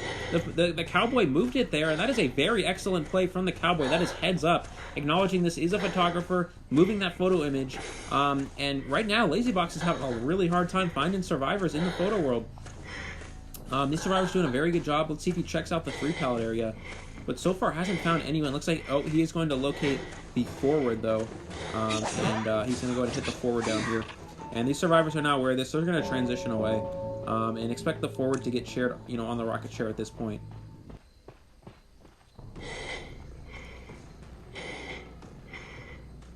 He is going to put him on this chair in Photo World. Photo World will collapse and the forward's going to go down. We're going to see if the photographer is able to locate where the forward is. I don't think he is. The forward is able to transition over to the Big Rock area, and the photographer is just going over towards sandbags here. So that's not going to be... good job from the survivors, able to avoid that. That is a pretty strong, favorable Photo World for the survivors. Nobody was hit to a point where they're one shot, and he hasn't really found anyone, you know, legitimate to chase yet. He's going to go up to the Cowboy most likely here. He still has Blink available, but you know, so far, you know, no one injured significantly here. Forward is now healed up. Something to keep in mind though is no one's currently decoding. The Mercenary is healing the forward. The Prospector had to leave his Cypher. And, you know, the Cowboy is the one kiting right now, so it looks like he's going to take a photo here. We'll see if these survivors can hit. No one hit again, so, oh no, the Cowboy did hide. Good job from the Cowboy, able to hide there, but do expect the photo to find him. Yep, he's going to find that photo image of Cowboy here, and he's going to just kind of search this Photo World yet again. Again, no Cypher machines have been decoded. We'll see if Prospector can finish his, and Mercenary and Forward trying to get through this Cypher before Photo World can collapse. But again, rescue characters decode very slow. So that is difficult. He's going to go ahead and hit this Prospector, making him one shot in the real world. And we're going to see him most likely share this Cowboy at the end of Photo World, but nope, he's going to drop him here. Interesting. He might be trying to go for a free hit, possibly. Nope, he's not going to... No, he's just going to go into the real world. Maybe he wants to pressure these survivors. Nope, he's going to go back to the Cowboy. So I'm not quite sure what that was exactly, but... he's going to share the Cowboy. Expect the Cowboy to go down, you know, kind of a distance away from this triple pallet area.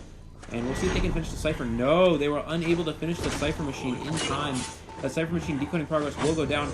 Oh, good blink. Misses the blink. That was a huge play from the Mercenary. If he was able to terror shock the Mercenary there, that would have been a huge shift in this game. That would have put the Hunter in an excellent position.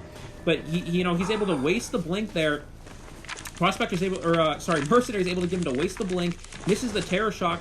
You know, he's going to elbow pad away, force him to chase someone else. That was a huge moment right there. You know, the photo does not have blink anymore for another 120 seconds, so we'll see how long this Prospector can kite for. He's going to throw that magnet down there, gets that push effect. Oh, but he's going to accidentally walk into the barrel there, and Prospector was injured in the Photo World, so this is going to make it so, you know, he's now one shot here, and the photo is able to get that down. But you did see wasting that blink there. Not really a waste, just a good job, you know, from the Mercenary. Not much you can really do, actually.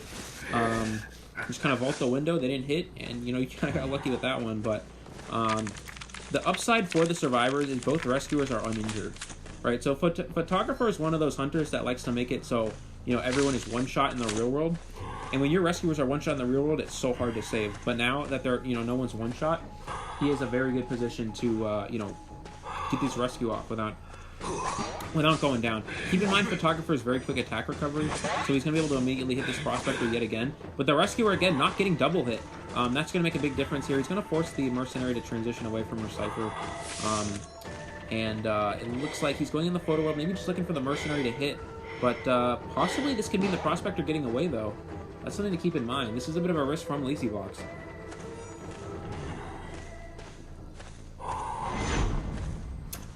And we'll see if he's able to find... Oh, he still found the Prospector.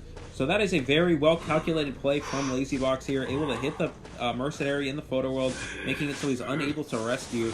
Additionally, you know, now he's able to get the Prospector on the rocket chair.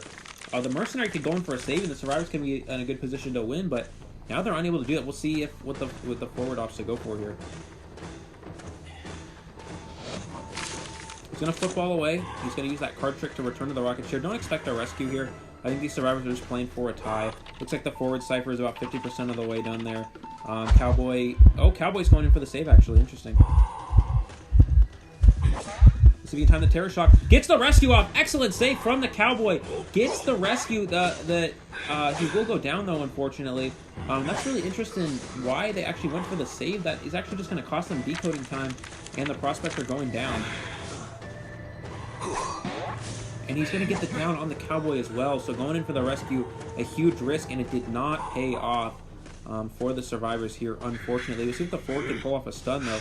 Looks like he's going for it. He's probably just going to... Oh, Excitement! He trump-carded into Excitement there. And he's going to get the forward down. I don't see how the survivors win. They were in such a good position to secure the tie, but the Cowboy going in for that rescue there really is just costing them the game here, unfortunately. We're going to see him just chair this, Cowboy as well. And I think, LazyBox has set himself up a position where he can get this 4-person elimination. He's going to go ahead and take that photo image, expecting to heal up the forward here. And what's going to happen is, what the survivors need to do is the mercenary needs to prime the last cipher, and the forward needs to go in for the rescue. But it looks like LazyBox is just kind of targeting down these survivors, not allowing them to get that heal off. We're going to see if anyone can save. He's going to card trick back to the rocket chair here. And we'll see what the forward goes for. No excitement available. The forward does still have half a football left. He's going to go into the photo world, I guess, to check if someone's going for a photo image save, but we're going to see what this forward can do. Trying to save. This is so risky. Looking at the mercenary, almost done with the cipher. So if the forward were able to get this save off, these survivors might be able to tie, because, the photo doesn't have teleport as an option. He did switch to excitement. But it's going to be very hard. LazyBox, he knows the forward's going to try to stun him potentially. He's just, moving around constantly, preventing any option from that. He goes for the hit. Gets the down, though, before the Cypher Machine is primed. And he's going to be placed on the rocket chair here. And now expect the mercenary just to go for the dungeon at this point. He's actually just going to drop him. Something to keep in mind, the mercenary Cypher was almost finished. So he may see him go back to it, or possibly no. He really wants to secure the 4-person elimination. Yeah, a little bit of an, the forward, it's tough. When you're one-shot like that, you have to avoid that hit, and the best way to do that is to kind of do a loop. What you can do is you can kind of, loop the hunter when he goes in for that swing. You can avoid it and then just kind of run past him. But the forward, unfortunately, unable to do that there. And this is going to set up LazyBox in a good position to get the 4-person elimination. We are going to see... tries to elbow pad, unable to do so, gets the hit down. We are going to see the forward most likely go in to try to finish the last cipher here. LazyBox knows the location of the forward. He's going to go in and share the mercenary. Mercenary, with that increased share persistence, really coming back to hurt the survivors here, because it's going to be a long period of time before the mercenary actually goes down. And it looks like, yeah, he's found the trail of the forward. He knows he's right there. And LazyBox is going to be able to get this down. Just like that, excellent play from both sides. The survivors, again, in a very good position to secure the tie, but going in for that rescue with the Cowboy. Maybe a bit of a miscalculated play from the survivors, costing them the tie, and an excellent job from LazyBox taking advantage of that quick attack recovery when camping, able to get the double hit on a lot of those those survivors, and that is going to allow him to get that 4-person elimination and 5 points for the boosted boxes. That will put the boosted boxes at this point up 7-2, or not 7-2, apologies, 8-1, moving into the next round here. And you really saw, again, Apollo doing a great job in the first round, but the survivors played very well as a team, was able to, contain for long periods of time. But you saw LazyBox really showing his photographer skills. He is the #1 photographer on the North American European server, and you really saw him, boasting that skill right there. And there's a first-hand experience of how well a photographer player can be, especially on a map like Arms Factory.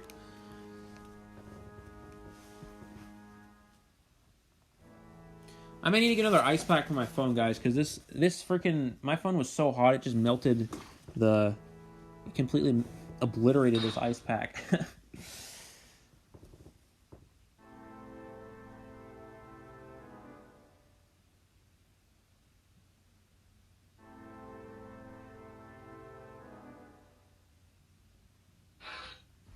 All right. Oh, did I just miss something? Okay.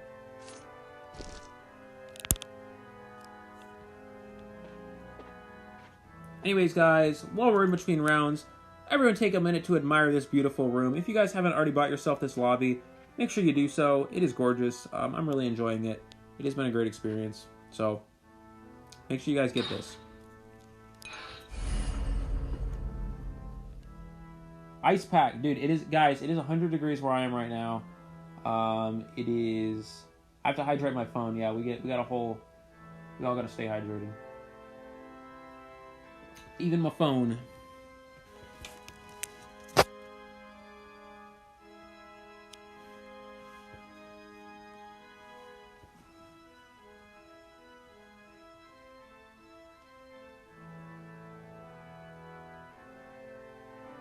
If you guys are just now joining us, this is the Identity 5 Studio Discord tournament. This is the upper divisions round 1 of the single elimination bracket.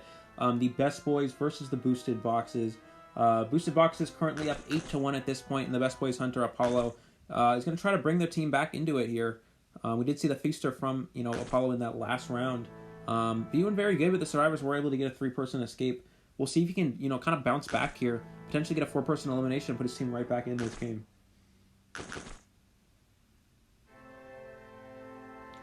While we're in between rounds, guys, again, don't forget to check out the Identity 5 Studio Discord. The link is in the video description below. If you guys are enjoying the stream, don't forget to like and subscribe. It really helps out, us supporting, everything that's going on. Show support for these players, guys. Let's get some hype in the chat. Moving on to the second round, or the first half of the second game here. We are going to see one Hunter ban, as well as 2 survivor bans from the Hunter. This is the second round of this set. And they're immediately going to ban that feaster. They know, Apollo, one of the top feasters on the North American European server. The survivors are aware of this. They did see that feaster being used in the first round, and they don't want to give them that option, so they're going to go ahead and immediately ban that feaster. We are going to see the Mercenary and the Seer. This is expected. Mercenary being the best rescuer character in the game at the moment. Can take up to 2 hits before getting off a save, as well as the Seer making the opening kiter 3-shot, because you have that owl to protect that opening kiter. So, the Hunter is aware of this, removing that Mercenary and that Seer option, and we're going to see exactly what the survivors opt to do here. We did see the SCS NATO. Apologies if I'm saying it wrong. Using that Seer in the first round, so I'm really interested to see the character selection from this player now that Seer is no longer an option. It looks like possibly Prospector. I think the survivors are aware of this Violinist, most likely from Apollo. Violinist, one of the most well-known, most used hunters in the Identity 5 scene at this current time. He gets banned more often than any other hunter, even more than Dreamwitch, in legendary rank mode. So, expect Violinist to be used here now that, it is an option. A lot of the people would immediately ban Violinist, but they acknowledge, Apollo has a very good feaster. He is an S-tier feaster. He has that S badge with him. So they're going to go ahead and, force him not to use that feaster and, force into that Violinist option here. And I think the survivors are just pretty much getting prepared for that as possible. Again, using that Prospector. Prospector very strong against hunters with small hitboxes, because they're unable to get that hit before that magnet comes into effect. Against something like a Violinist with a small hitbox, this Prospector could be very useful.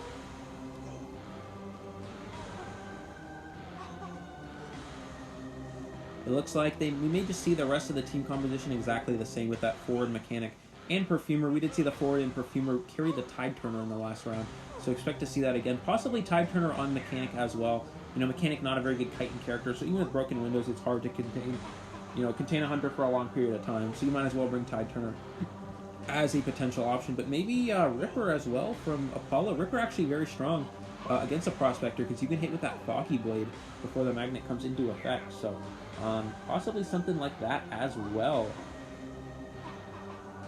I like seeing Dreamwitch and ranks we always ban Violinist. That is a fair statement. I would have to agree with you on that one. I'm not a fan of Dreamwitch, but she is fun for sure. Yeah, the 100 Patrollers.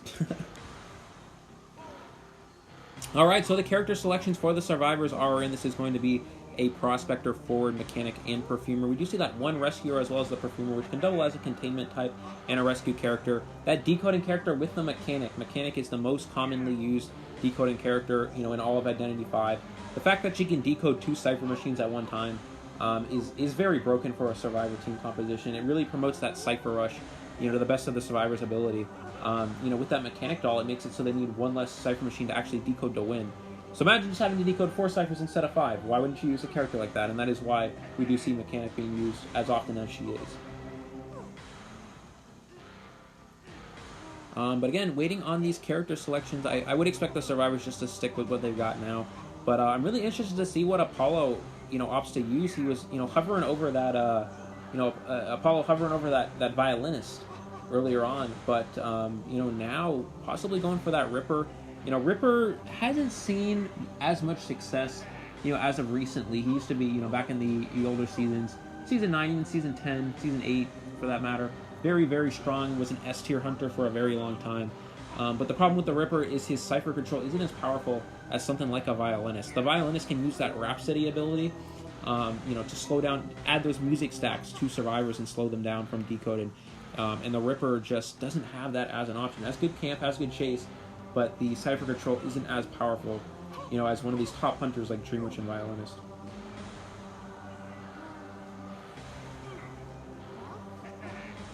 Waiting to see a prisoner.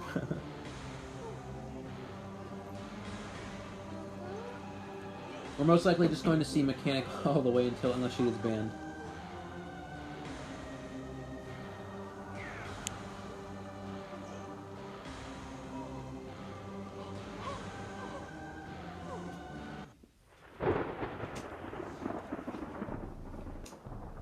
I'm gonna replace my charger real quick so it doesn't die on me.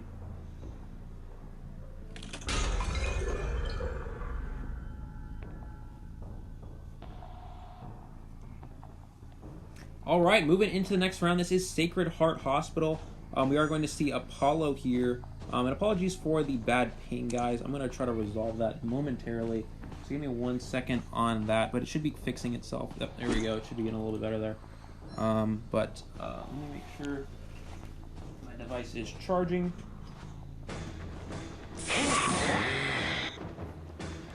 Goes for that immediate Foggy Blade. Perfumer using that perfume, baiting it out, very good. We'll see if she can get to this pallet and get the pallet going down. Nope, he's going to swing at the pallet. Good job from the Perfumer acknowledging that. Running through the pallet here. Again, just plugged in. Give me a second, guys. There we go. He should be good. And Perfumer is going to transition away from this ruins area, heading over towards the shack. I don't believe any survivors decode in this area. He's going to go ahead and drop a peeper. And again, just targeting Perfumer in the early game, not always the best option, as there is that mechanic that can decode very fast. And you see the mechanic cipher already almost done. Unless you get a survivor injured in the early game, it is so hard to slow down a mechanic because of how fast she decodes. We're going to see him continue after this Perfumer. Still nobody injured. The mechanic already completed that cipher machine. Excellent Foggy Blade, but a perfect perfume from the Perfumer here. Instantly going back there, preventing that hit. This does give a little bit of presence to the Ripper here, so if he can get one more hit, he will have that invisibility activated. But an excellent job from the Perfumer, able to do that. You saw how strong of a Foggy Blade that was. That's very hard to hit. The Perfumer doing a great job of perfuming back there to prevent any damage dealt to her.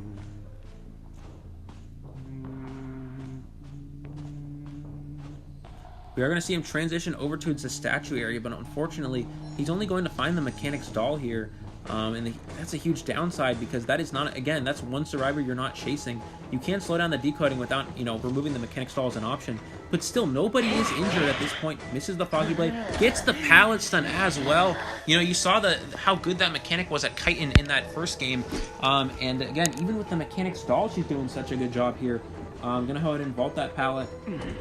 And the Ripper keeps, constantly chasing this doll. Really wants to get the presence from it, but I just don't think he's going to be able to. He's going to go and go for that Foggy Blade. Actually does connect with the doll there. This is going to reveal the location of the Mechanic, and he's going to be able to transition over to where the Mechanic might be decoding. But looks like a little too far for him. He's going to go ahead and go after the Perfumer. Again, you saw him tunneling that Perfumer early, in the last game and this game, and that Perfumer just wasted so much of the Hunter's time. And again, apologies for the lag, guys. It looks like we're going to wait out that perfume. Let's see if we can land the Foggy Blade. Good job from the Ripper. Excellent patience. Oh, almost gets the down there. Unfortunately, unable to do so. Great patience from this Perfumer here. Able to transition away. But again, great patience for the Ripper as well. Swinging at the pallet. The Perfumer has noticed this. Something to keep in mind is when a Hunter constantly swings at a pallet like this, and you're a survivor, you can realize this. We'll see if we can get the Foggy Blade. Good Foggy Blade through the wall there. Gets the down on the Perfumer. And he does. That is the first down here. But unfortunately, the Cipher Machines are winding down. He just took too long to get that down. There is one Cipher Machine remaining, and it is already almost primed. I would like to point out that amazing Baseball Prospector skin there. I really do enjoy seeing that. It is personally my favorite. This is the first time the Perfumer's on the rocket share, though. And again, there's only one Cypher machine remaining. It is almost primed. We're going to see the forward just dash in for the rescue. He's going to stay with that Perfumer here. He's going to try to connect this Foggy Blade so we can immediately get a second hit. Again, if you're Apollo, you really just want to secure the tie. He's going to hit with that Foggy Blade, and they're going to pop the Cypher machine. Good job from the Perfumer, vaulting that window, making some distance between her and the Hunter. And now Apollo needs to actually hit this Perfumer again before she, will go down.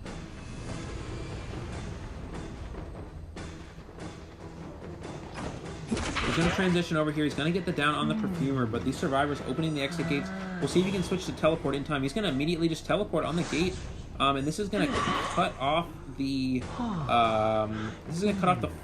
Prospector from escaping the gate. He's going to force the Mechanic out of the game here. We'll see if the Perfumer can self-heal. But it looks like the forward is opening the other exit gate, and the Prospector is momentarily going to be following him. So we're going to expect him just to walk back to the Perfumer here, pick up this Perfumer, put her on the rocket chair, secure at least the 1 point. But at this point, the survivors have already taken such a huge lead. The boosted box is playing very well in this tournament so far.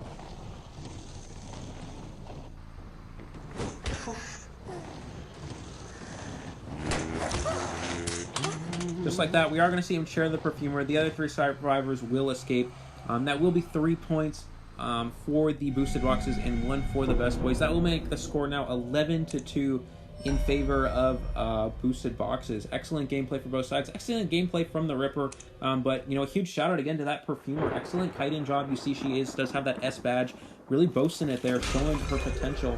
And it made it really hard for the Hunter to actually get a down because of those perfect perfumes and perfect patience from the Perfumer.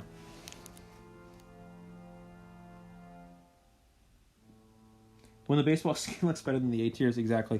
All right, guys, give me about 10 to 30 seconds. I'm going to go get some more water. It is very hot out. Got to stay hydrated. I will be right back.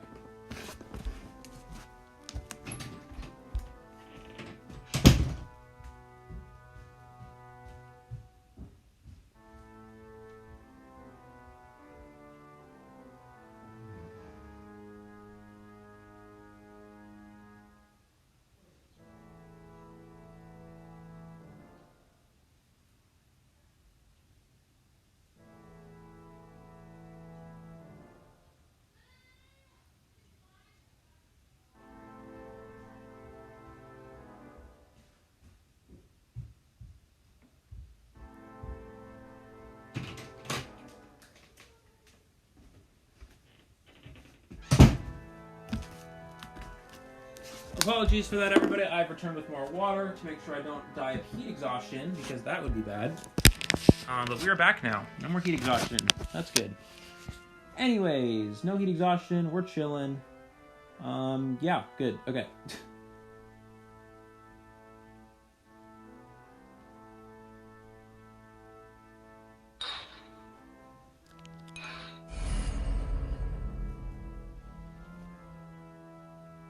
Absolutely. Great job to the survivors. As you saw in both of those games, the survivors have played very well as a team, especially from both sides, both sides equally. But, a huge shout out to the boosted boxes for their teamwork as survivors.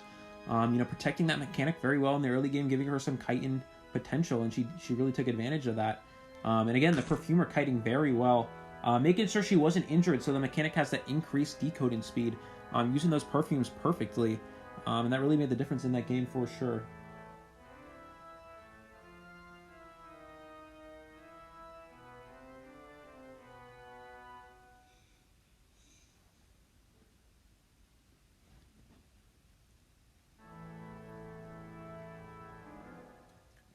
I need some water, dude. It is hot.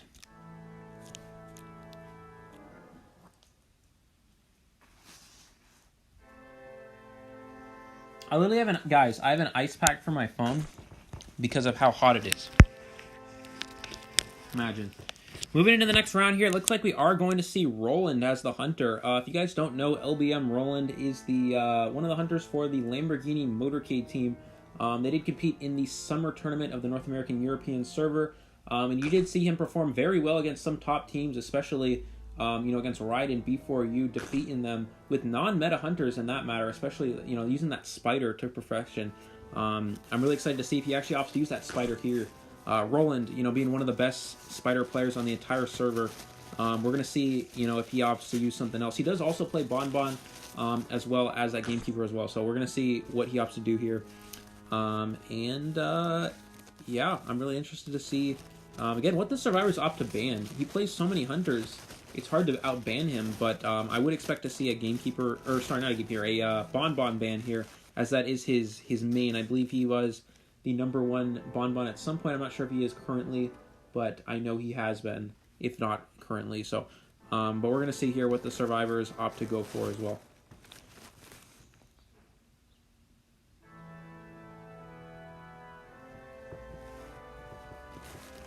Again, just waiting on these players to ready up at this point. Should be happening momentarily.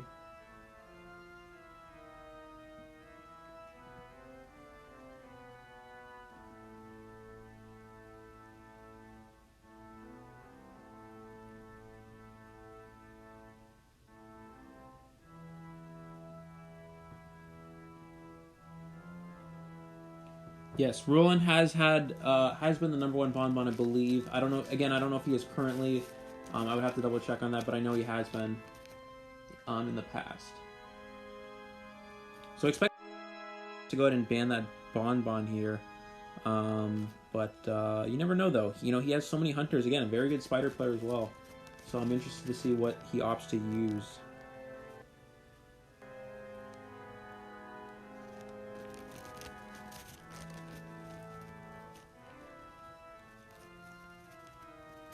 I believe he also plays Axe Boy as well, if I'm not mistaken.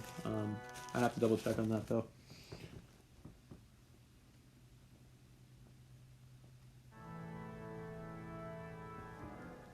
Alright, make sure my phone's not overheating. Oh my god, it's cooled down again. Nice. Guys, I learned something new today. If your phone is overheating because it's hot out, or you've been running it for too long, just use an ice pack. Simple. Wonderful.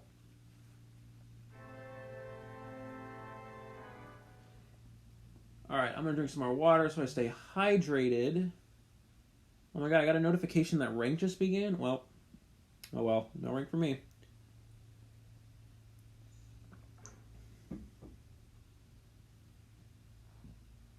Anyways, again, waiting on these players.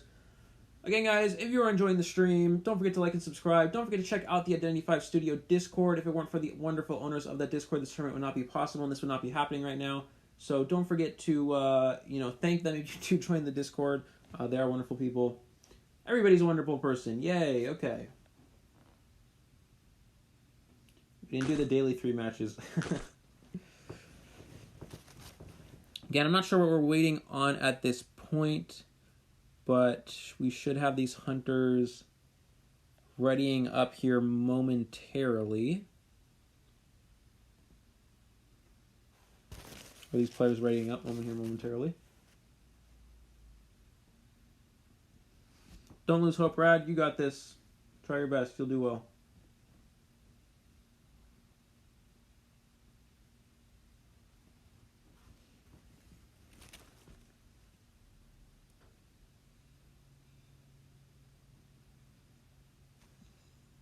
I'm not sure what we're waiting for.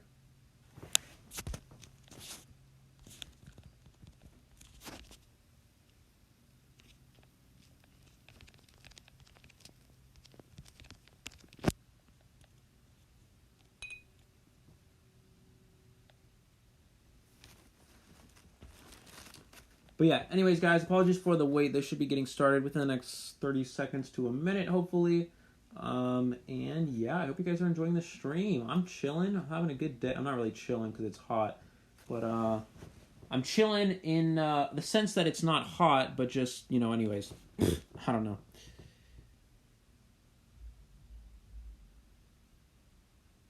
Dancing goose emote.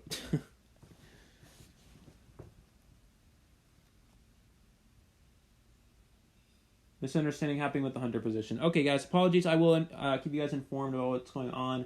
But for the time being, we are working out some difficulties, which should be fixed momentarily. I did believe the rules may be set up where you cannot switch a Hunter mid-round. I believe that may be what we're experiencing right now. I'm not entirely sure, and I'm not entirely sure if that is actually the rules that were set up. But we are just waiting, again, on that to get that figured out. So, tell your team to all be lawyer as an offering. Okay.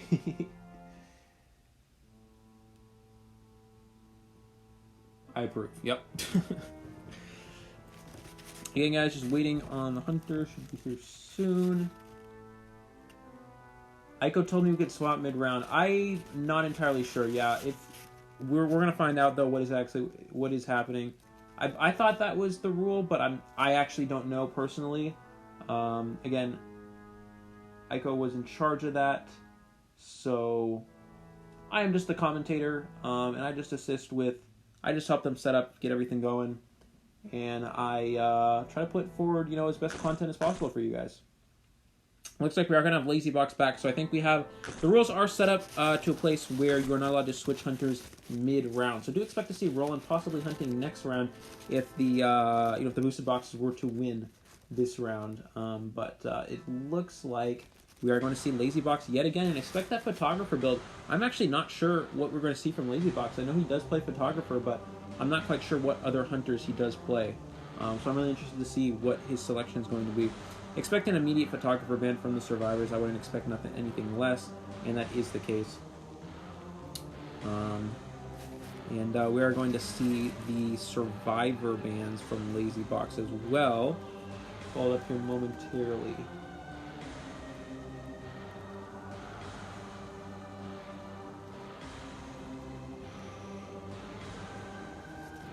Looks like that is the Seer and Mercenary. As expected, we have seen the Seer and Mercenary be the most common survivors used on team compositions. And that the Mercenary can take 2 hits when going in for a rescue. He is the best rescuer in the game, and the Seer can make the opening kiter take up to 3 hits with that owl. And can also build up for a second owl if possible. So we're going to see here, looks like Forward and Perfumer. It's a little bit different. We did see XQ Rad play that that Mercenary in the first round, but the Mercenary ban, possibly a containment type character. It looks like that will be that Perfumer. But I'm interested to see what the other survivors opt to use. You really do want to see rescuers. You can't really go into a game without playing rescue characters. So far, yep, looks like Tony is going to select that Gravekeeper, and looks like Priestess, Perfumer, and Prospector. So. I would expect one of these containment type characters, besides the Gravekeeper, to, addition to the Gravekeeper, to carry Tide Turners. You want at least 2 Tide Turner characters on your team. But Lazy Box hovering over that Wu Chang and having a non-rescue character against a Wu Chang is difficult. Even if you're carrying Tide Turner, they can pull off that Soul Siphon. A lot of rescuers can avoid that. Such as a Gravekeeper can dig, a Forward can use his football, a Mercenary can elbow pad, a First Officer can use the Pocket Watch sometimes to avoid that. With only having 1 rescuer, it might be a little bit more difficult for the survivors. So we're going to find out exactly. And again, Lazy Box may select a different hunter, but currently hovering over that Wu Chang. So we're going to see if that is actually what he decides to choose here. We do see Steve using that Priestess. Priestess is a very strong survivor on Sacred Heart Hospital. This is the most well-known, most prevalent 2-story map in the game. There are so many places for Priestesses to portal, around and really mess up the hunter's, strategy, mess up his chase. So expect that to come into play at some point in this game. Something to keep in mind, though, the Priestess nerf did come into effect. Her portals now only last a limited amount of time compared to they would last infinitely, until the hunter broke them. So Priestess not going to be as strong and as effective as she used to be. But I'm interested to see, if Priestess on Sacred Heart Hospital has any effect in this game.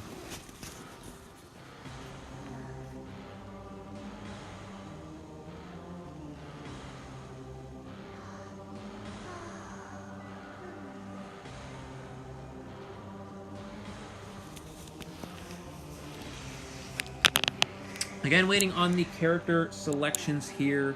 It looks like we should just expect to see Prospector, Gravekeeper, Priestess, and Perfumer. But again, still waiting on that currently. And Lazy Box has selected that Wu Chang, so it looks like might be the character of choice for him here. But again, we do have to wait and see. And we should be getting started momentarily.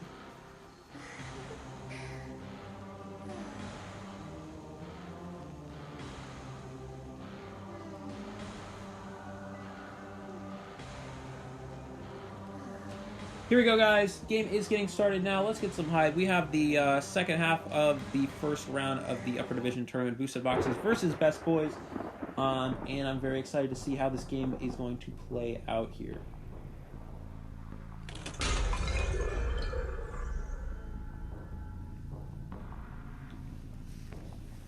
And we do see that, kind of near that Shack's, not really near Shack, kind of a middle open spawn there for the Wu Ching. We're going to transition over to Shack here.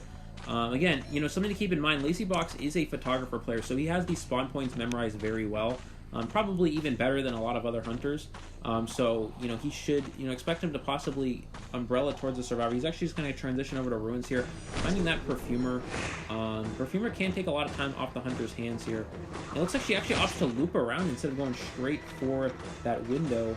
He's going to go for that charge attack. Uses that Perfume, baiting it out there. She's going to go ahead and throw that pallet down. Transition away here. We'll see if she can, you know, prevent that hit. If you're the Wu Ching, you want to get that hit before the Perfume can get her Perfumes recharged here. Going to throw that pallet, bolt that window, and she is going to get that Perfume recharged in time. So an excellent job from the Perfumer here, avoiding those hits at all costs. Again, LazyBox trying to bait out the Perfume here, but he's kind of stuck in a bit of a rough position. She's going to go ahead and Perfume back and expect the Hunter to be able to land the hit here. Oh, gets the Terror Shock on the Perfumer. A huge miss up from the Perfumer there. You know, you see that charge attack from the Wu Chang being very big. You know, you can hit great distances there. And that Perfumer just not acknowledging that, I guess, and was able to get the hit. You saw Perfumer kite very, very well in that early point of the game using those Perfumes, but unfortunately taking that Terror Shock is going to kind of neutralize that there. The Priestess opting not to go through the portal, which is curious. It looks like she just kind of wants to stay at the Cypher machine here. We're going to see the Wu Chang umbrella back to the Cypher here, switching into black form, making it harder for these survivors to rescue. But I'm really interested to see who actually decides to go in for the save. And it looks like it was the Priestess. Wow, good job from the Prospector. You know, taking the Hunter's attention away from what was going on, and they're able to get off a free rescue at that point. He's going to go ahead and throw down this pallet. Something to keep in mind, LazyBox still has Blink available to him, but I don't think he's going to need it. Yep, just going to use that Bell ability to slow down the Perfumer and hit her again, get her down. I'm going to see the Prospector go for a Magnet here. Just trying to harass. He's going to drop the Perfumer. And the Prospector going for yet another one. Oh, good job dodging the Bell. Let's see if he can use the Magnet to his advantage here. No, it doesn't look like he's going to take a hit. And that Magnet does buy some time, but he does unfortunately take a hit, and he's now unable to go in for a successful rescue at this point. Goes for another Magnet. This is actually a very good job from the Prospector. This wastes time, and this could make it for the Perfumer could struggle. And it doesn't look like that's going to be the case, unfortunately. She is going to be put on that rocket chair, and the Wu Chang's going to transition over towards this Cypher machine here. He's going to get the hit on the Priestess, and we're going to see the Prospector going for the rescue. I think he's not going to make it, though. We're going to see that Soul Siphon bring him all the way back here. Does get off the save, takes the hit for the Perfumer, though. And we're going to see her transition away here. We'll see if she can make it to this window in time. I just don't think she's going to be able to with the charge attack. And no, that hitbox from the Wu Chang, you know, just too dominant, too much space that I can take up. And he's going to get the down. The Survivor's still in a decent position. They could potentially tie. But unfortunately, it's not looking too good. The Perfumer is dead on the rocket chair. Again, taking that Terror Shock really made the difference. If you just took that one hit there, and we're able to, you know, take the hit, use that speed boost, transition away, I think you would have actually been in a pretty good position if you're the Perfumer. The Survivors might even be set up to win at that point. The Perfumer could kite a pretty good amount of time, but unfortunately, taking that Terror Shock really did make the difference. Priestess finishing that Cypher. Gravekeeper working on one as well. The problem is, these Survivors need a whole other Cypher machine. And I imagine the Wu Chang's just going to camp here. You know, the Gravekeeper can come in for the rescue. He still has that Tide Turner available to him, I believe. But it's the Wu Chang sees him coming. He's going to be able to cut him off here. We're going to see him use that shovel. I don't think he's going to get there before the halfway mark. The Wu Chang is just going to hit into this, you know, the Gravekeeper here, and expect him to just try to Soul Siphon. And yeah, that is the case. I don't think the Gravekeeper is going to, you know, be able to get the save. And he did get the Soul Siphon off. Gravekeeper has no interactions available. I think the Gravekeeper will go down here. This is a dominant performance from LazyBox. Gets the down on the Gravekeeper. There are still 2 Cypher machines remaining. The Priestess popping one, but, you know, after that, I don't see how they can come back in this. I really don't.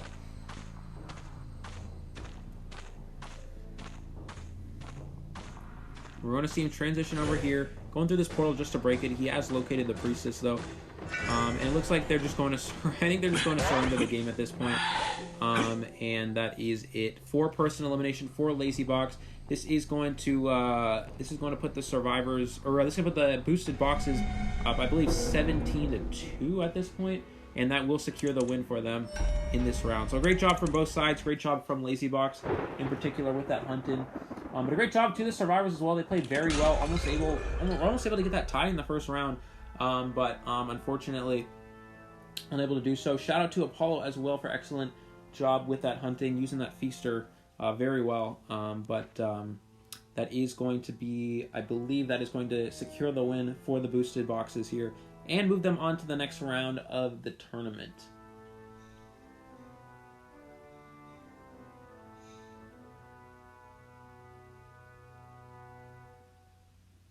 Skinny Tacos is next. I believe so, yes. It should be. They should be next. Absolutely. Matter of respect to these players. They played their hearts out, played as well as they could. An excellent job from them there.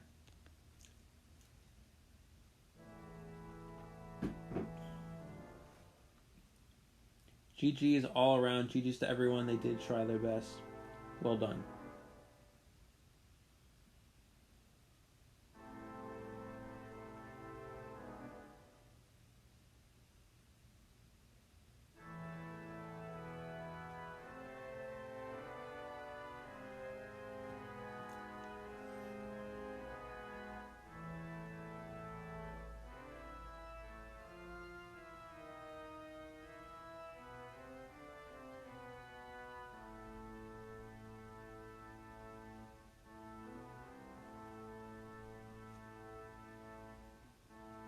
Anyway, guys, we should be getting the next round up here momentarily. Let me just confirm that.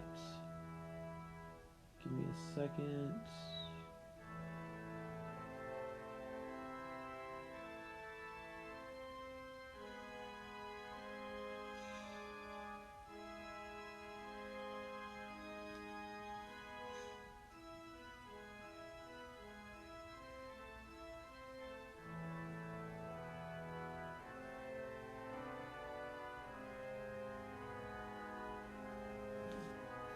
Anyways, guys, I want to give a huge shout out to all of you watching and supporting these players. They did put a lot of work into practicing for this tournament. This is a pretty big deal to them, so they are very appreciative of your support, I'm sure. So huge shout out to you guys for watching and supporting them.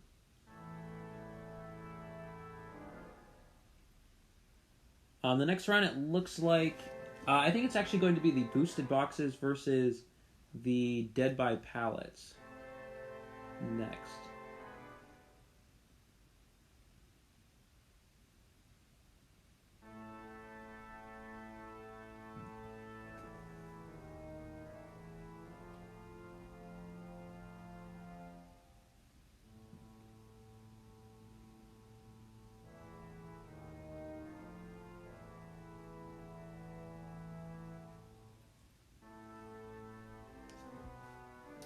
Oh my god, it's so hot, dude. I reached 202 subs. Oh, lit. That's it. That's what's up. Okay, guys, so the next round is going to be Dead by Pallets and Boosted Boxes, and then we're going to have, I believe... Hold on, let me confirm this.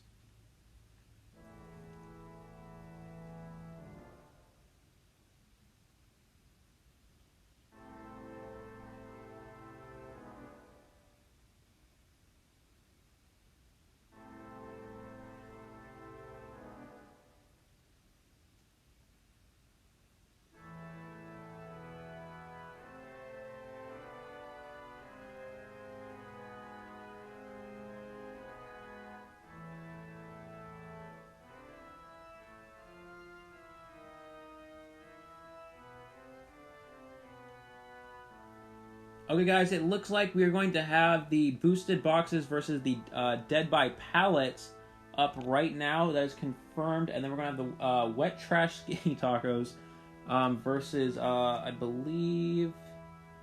I have to check the other team's name. Give me a moment to do that. versus the Prosters. So it's going to be Dead by Pallets versus Boosted Boxes. The winner of that will compete in the finals tomorrow. And the Prosters and Wet Trash Shinny Tacos will play tomorrow, and the winner of that will play against whatever team wins this round right now.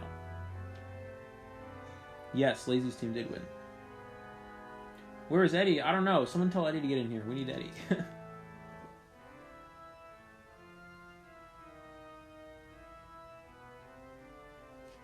It is a long stream, but it is worth it. We're having fun. This is good. I will let him know. I will let him know we're all done.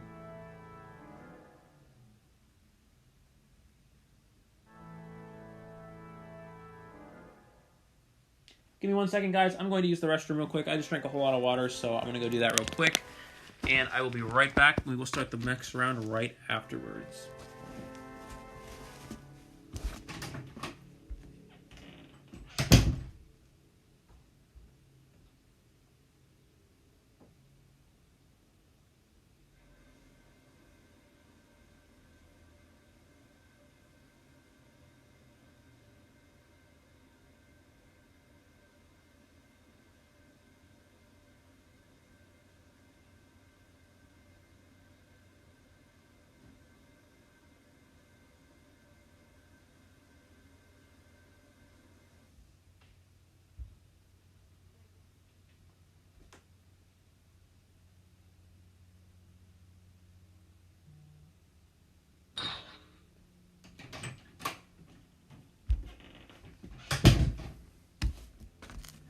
Okay, here we go. Unfortunately, I am busy right now. Yeah, Boosted Boxes versus Dead by Pallets.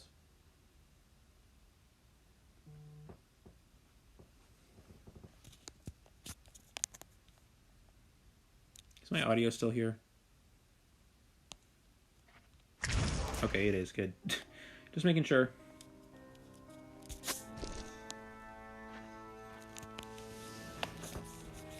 My room is so empty, guys. Guys, what furniture should I get? What do you guys recommend for furniture? I'm pretty empty with my room right now. Oh shoot, Eddie needs to re-invite me.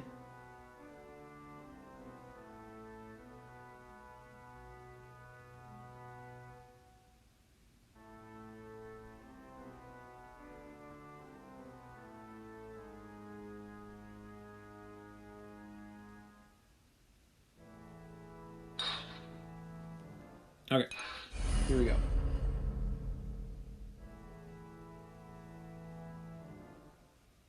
I did wash my hands. Yes, I always wash my hands. Actually, every time I stream, every time I go to the bathroom and I come back, everyone's like, Eli, did you wash your hands? Eli, did you wash your hands? And I'm like, yes, wash my hands. But they always ask. It's like it's like a common theme. I don't know why. Everyone's like, Eli, go wash your hands. And I'm like, I did. Fireworks. I wish. Wish we had fireworks.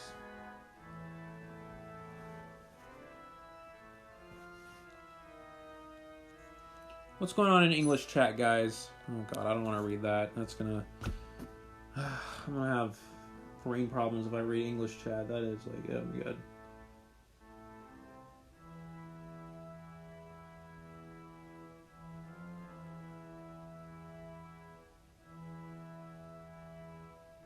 I love this topic. Alright, moving on to the next round, guys. It looks like we are going to have Roland coming into Hunt in this round. I'm really excited to see this. Yet again, Roland, one of the top Bon players, as well as non-meta hunters on the North American European server. So I'm excited to see what hunter he opts to go for here.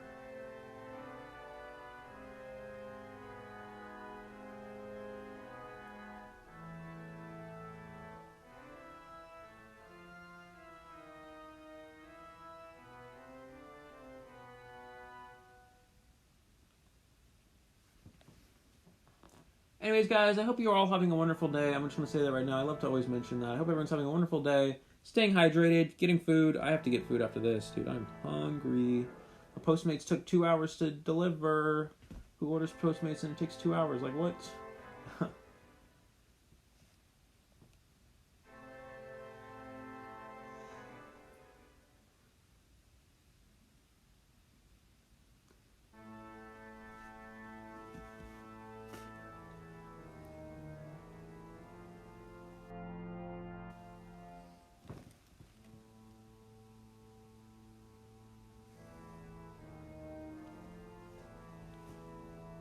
Get a snack. I know, dude. I should get a snack. I'll get a. I'll think about getting a snack after this.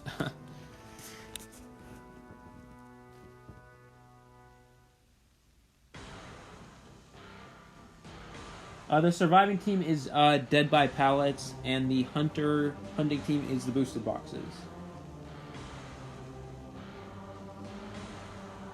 All right, looks like we're going to see that Seer ban. Again, expect to see Bon most likely from Roland. But we're going to find out momentarily.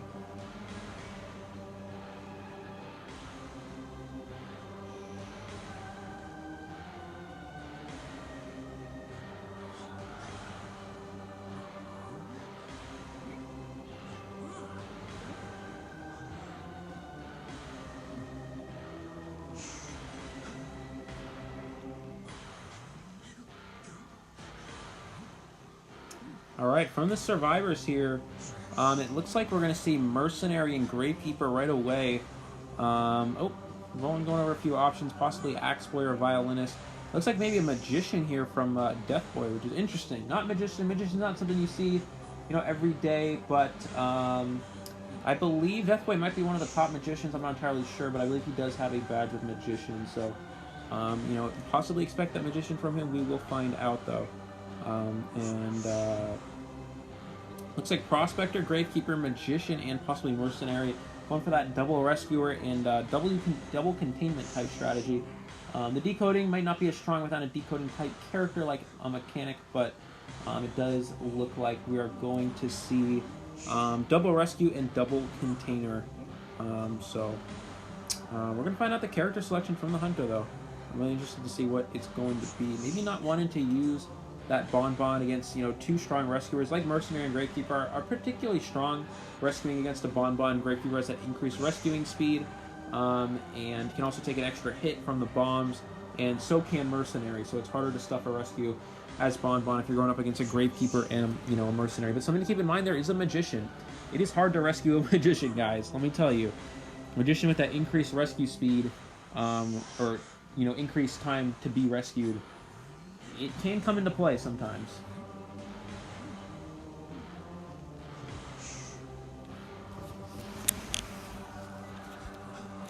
And it looks like Roland going with the Axeboy here. Interesting. All right, so we're going to see Axeboy being used on Leo's memory, getting into the game here. We'll see. It really comes down to which survivor he finds first. Again, each of these survivors are good at containing the Hunter. Prospector, containment type character. Magician, a containment type character, and then two rescuers. I'm interested to see what survivor he opts to tunnel first. If he's able to find the Magician, expect him to chase the Magician. If you get the Magician down, he has that increased, time to be rescued. And if you're an Axeboy, that's very good, because Axeboy does have that very good camp. Looking at the build from Roland, looks like no detention, so he's actually opting for that wall block, pallet breaking speed, as well as that, trump card. Chasing the Gravekeeper first is actually very smart. That removes one of the rescuing options. The only other rescuer at this point is the Mercenary. So if you get rid of one of those characters using Tide Turner, it's going to be very hard for these survivors to escape. Looking at these, other builds, Magician broken windows, Prospector broken windows. Gravekeeper does have Tide Turner. So if you remove one of those Tide Turner options, your only other Tide Turner option is that Mercenary. So, but something to keep in mind, Gravekeeper can waste a lot of your time. He's a very good Titan character, very good containment kite character. Expect him to use the shovel. He may just take a hit first, though. Looks like that is the case. He's going to take the hit. He's going to transition over to Factory. This is a very good kiting area. He may throw down this pallet and start digging, I think is what we're going to see here. No, he's going to try to kite. Dodges the fireball, takes the hit. Not using the shovel there. Ooh, that might cost the survivors there. You really want to use that shovel as early as possible, to buy as much time before the Mercenary has to come in for the rescue, but not using that shovel. Very unfortunate. I mean, if you use that shovel there and transition into Factory, you can buy a lot of this Hunter's time, but, unable to use it there, it looks like, and that's going to be, a very good play for the Hunter here. That's going to put Roland in a very nice position.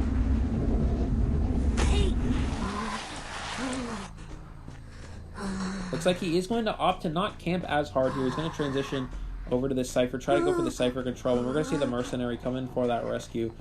There is no... I don't know if there's a peaceful pine. I think there is a pine. Yeah, there is. Good job from the Mercenary, dodging that Fireball. We'll see if he can land this Terror Shock, though. Mercenary has to get a save up before the halfway mark. He's going to get the save after the halfway mark. That is very unfortunate. That is a huge play for Roland. He's going to be able to double hit the Rescuer as well. The Gravekeeper, again, being saved after halfway is going to cost the survivors huge here. Again, if he was able to get that save before the halfway mark, he would have been in a very nice position. But I think at this point, Roland may just wait out the shovel, or at least try to fireball him out of shovel.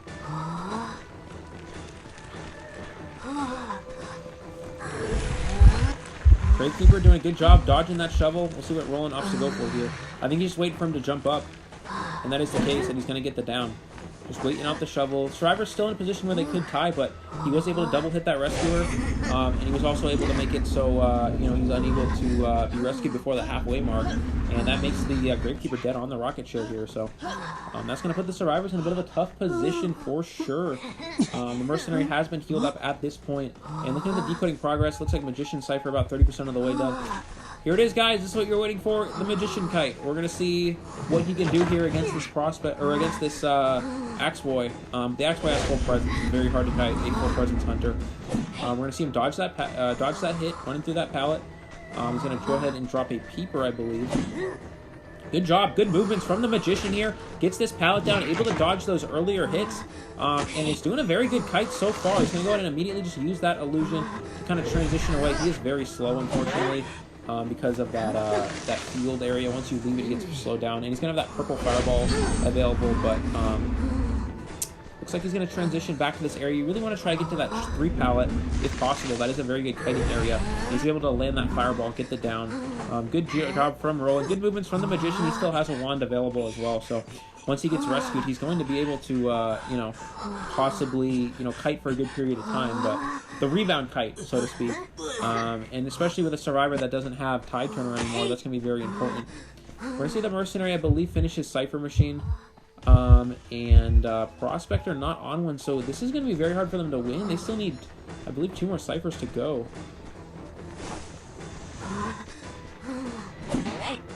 Does get the hit on the Mercenary. He's going to go in for that rescue. We'll see if he can pick up the trail of the Magician here. But it looks like he's just going to double hit the Rescuer yet again. This is a constant thing Roland's been doing. He's been hitting these Rescuers twice. And that makes it, once they go down, they're unable to decode. So we'll see what the Magician can do. Again, still has a wand available. Was rescued before the halfway mark, so he has some time available. But if Roland can land a fireball here, this could be good. He's going to go ahead and use that illusion. And get to this pallet, so that's a good job. You really want to try to get into that shack area if possible, but it's going to be very tough against a full presence Axe Boy. Let's see if he can get that speed boost. He's going to get the speed boost, but oh, he gets slowed down by the corrupt area there. You see that full presence Axe Boy ability being so powerful. He's going to be on the rocket chair for the second time here. What's going to need to happen is the Prospect... Oh, no, looks like they're going for the heal. I would have actually expected the Prospector to go in for the save and the Mercenary to self-heal and finish the last Cypher Machine. But it looks like they may just go... I'm not sure what they're going to go for here. You see how well Roland is playing here. Gets the fireball. Mercenary is no longer able to save. It looks like the Prospector has to go in. I think the Prospector can make it, but Mercenary's going to be going down. No, I don't think he's going to be able to. This is going to be very tough. Does land that magnet. Gets the stun. Can the Mercenary get the rescue off? No, he died. He went down before he could get off the save, and he's going to be able to get the down on the Prospector. This should secure the 4-person elimination. That is it. Well done from both sides, but Roland really showing the power of that Axe Boy. Able to down those survivors, immediately double hitting that Rescuer constantly. And that really made the difference. Slow down the Cypher Rush. They're able to get down to 1 Cypher Machine, but when the Mercenary is unable to decode after going in for a rescue, it's just so hard to, constantly keep up that Cypher Rush when there's one less person who can decode. And I don't know why this person keeps inviting me, but I am busy. But yeah, that's going to make it, that's going to make it so that's 5 points for boosted boxes, going up 5-0 immediately here.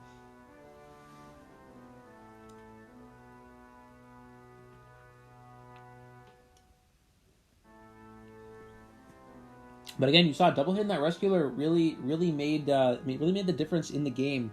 They were down to one cipher machine. If the mercenary was able to decode in that time when he went down, I think they would have been able to finish that last cipher and probably secure the tie. But, you know, rolling double hit in that rescuer twice really made the difference in this game. It's Skinny Tacos next. Skinny Tacos, they've been moved to tomorrow. It's going to be Skinny Tacos versus Prosters tomorrow. And the winner of that round will be playing in the championships following that. Don't forget my snack. Oh, that is true. You know what? I'm thinking about it, and this is the last round for today, so I feel like we're just going to go ahead. I'm just going to write it out. I'll get my snack after the after we're done, so yeah. But yeah, Skinny Tacos will be playing against the Prosters tomorrow. The winner of that will play against the winner of this round in the championships following that game. Alright, so again, we're just waiting for the next round momentarily. The hunter did do very good, yes. That is LBM Roland. He is one of the top hunters on the North American European server. So, great showing of Axeboy there from him. Guys, it's so hot. I'm dying from heat exhaustion. Time to drink water. There's two ciphers that wasn't there. I'm not sure what you mean by that. I heard snack. Hand him over right now. I really do need a snack, though. I'll get it after this round. This is the last round for today. We're going to ride it out. My voice is starting to die out a little bit here. I don't know if I'll be able to talk tomorrow, guys. If I got to commentate tomorrow, it's going to be tough. I need a lot of water to get me through this, but I think I can manage. We're doing... Hanging in there. That's what's important. Again, guys, don't forget to watch tomorrow. The finals of the Upper Division will take place tomorrow. That's going to be very exciting. So, don't forget to keep an eye out for that, guys. Oh, yeah, just buy a new voice. Oh, yeah. Oh, sure. Yeah, I'm just going down to the store, head down to the local, market. Hey, you got a voice I could borrow? $5? $5 for a new voice? Oh, sure, that's worth it. Why was Skinny Tacos moved to tomorrow? They're moved to tomorrow because today's just been taking a very long time, and the organizers were figuring. We decided that it's better if we move it tomorrow. It's gonna be more balanced instead of having a whole bunch of rounds right now, and then instead of having a whole bunch of rounds right now and then only having one tomorrow. We're gonna have like some now and then have two tomorrow. We're gonna have Skinny Tacos and Prosters tomorrow, and then the championships right after that. I think we decided that that's what they think it will be the best solution to dealing with that. So we're just waiting on the hunter at this point. So should be up momentarily. Let's wait for that.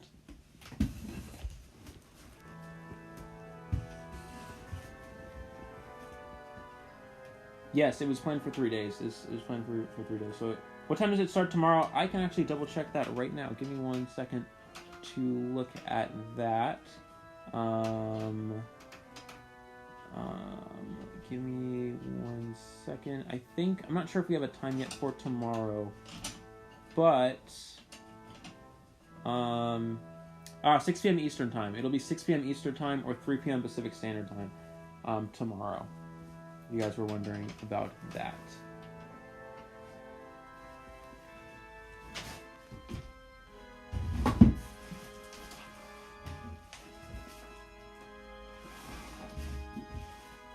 Stream got me hyped when the higher tier started playing. Yeah, no, it's definitely exciting for sure.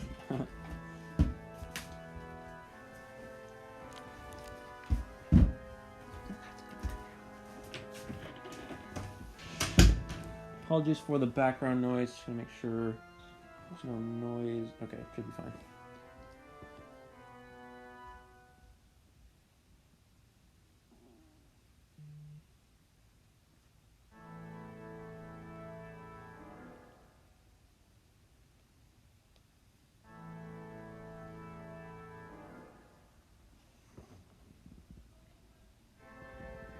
Anyways, guys, we should be getting started now. Or at least in 1 second here.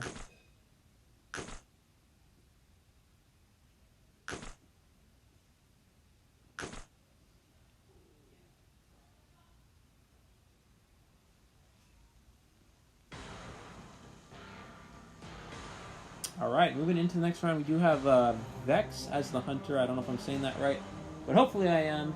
We're going to have Vex hunting up against the boosted boxes here. So I'm going to keep drinking my water so I don't faint from heat exhaustion. I'll open both my windows. Hopefully the neighbors don't get mad for me, like, screaming from my room. Because my window's right near one of the neighbors' house. But I kind of need the windows open because it's getting pretty hot in here. It's like 100 degrees out right now, so... For start times, you'd have to ask the organizers. All I know is right now is it's scheduled for 6 p.m. Eastern time. I'm not sure what time zone you're, but it is 6 p.m. Eastern time. Currently is what it's scheduled for. If you have an issue with times, you'd have to talk to Ico. I would talk to Ico about that.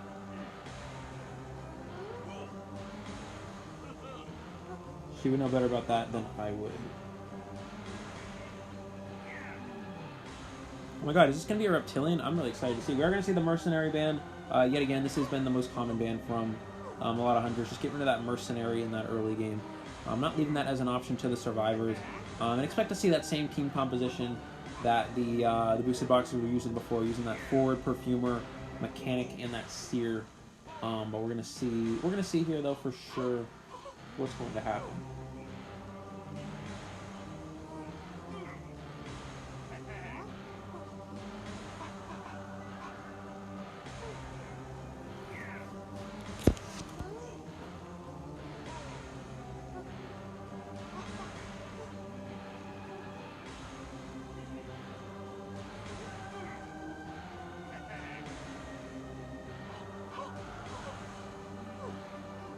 Alright, so it looks like that is the case. Those character selections should be in at this point for the survivors. It looks like it's going to be that seer forward mechanic and that perfumer. Again, we saw, you really have to look into the seer perfumer combo is a very powerful one, because in the time, a lot of hunters, what they do is they bait out the perfume from the perfumer, and then they wait for that perfume to run out so it's in the cooldown time and they're unable to use the perfume. But the seer, what they do is then they owl the perfumer in that cooldown time, so it forces the hunter to either wait out the owl, which allows the perfumer to get the perfume back, or hit into the owl, go into attack recovery, and that gives the hunter, or it gives the perfumer also time to get that perfume back online. So, we're going to see exactly what's going to happen here is a evil reptilian. That's going to be interesting. I have not seen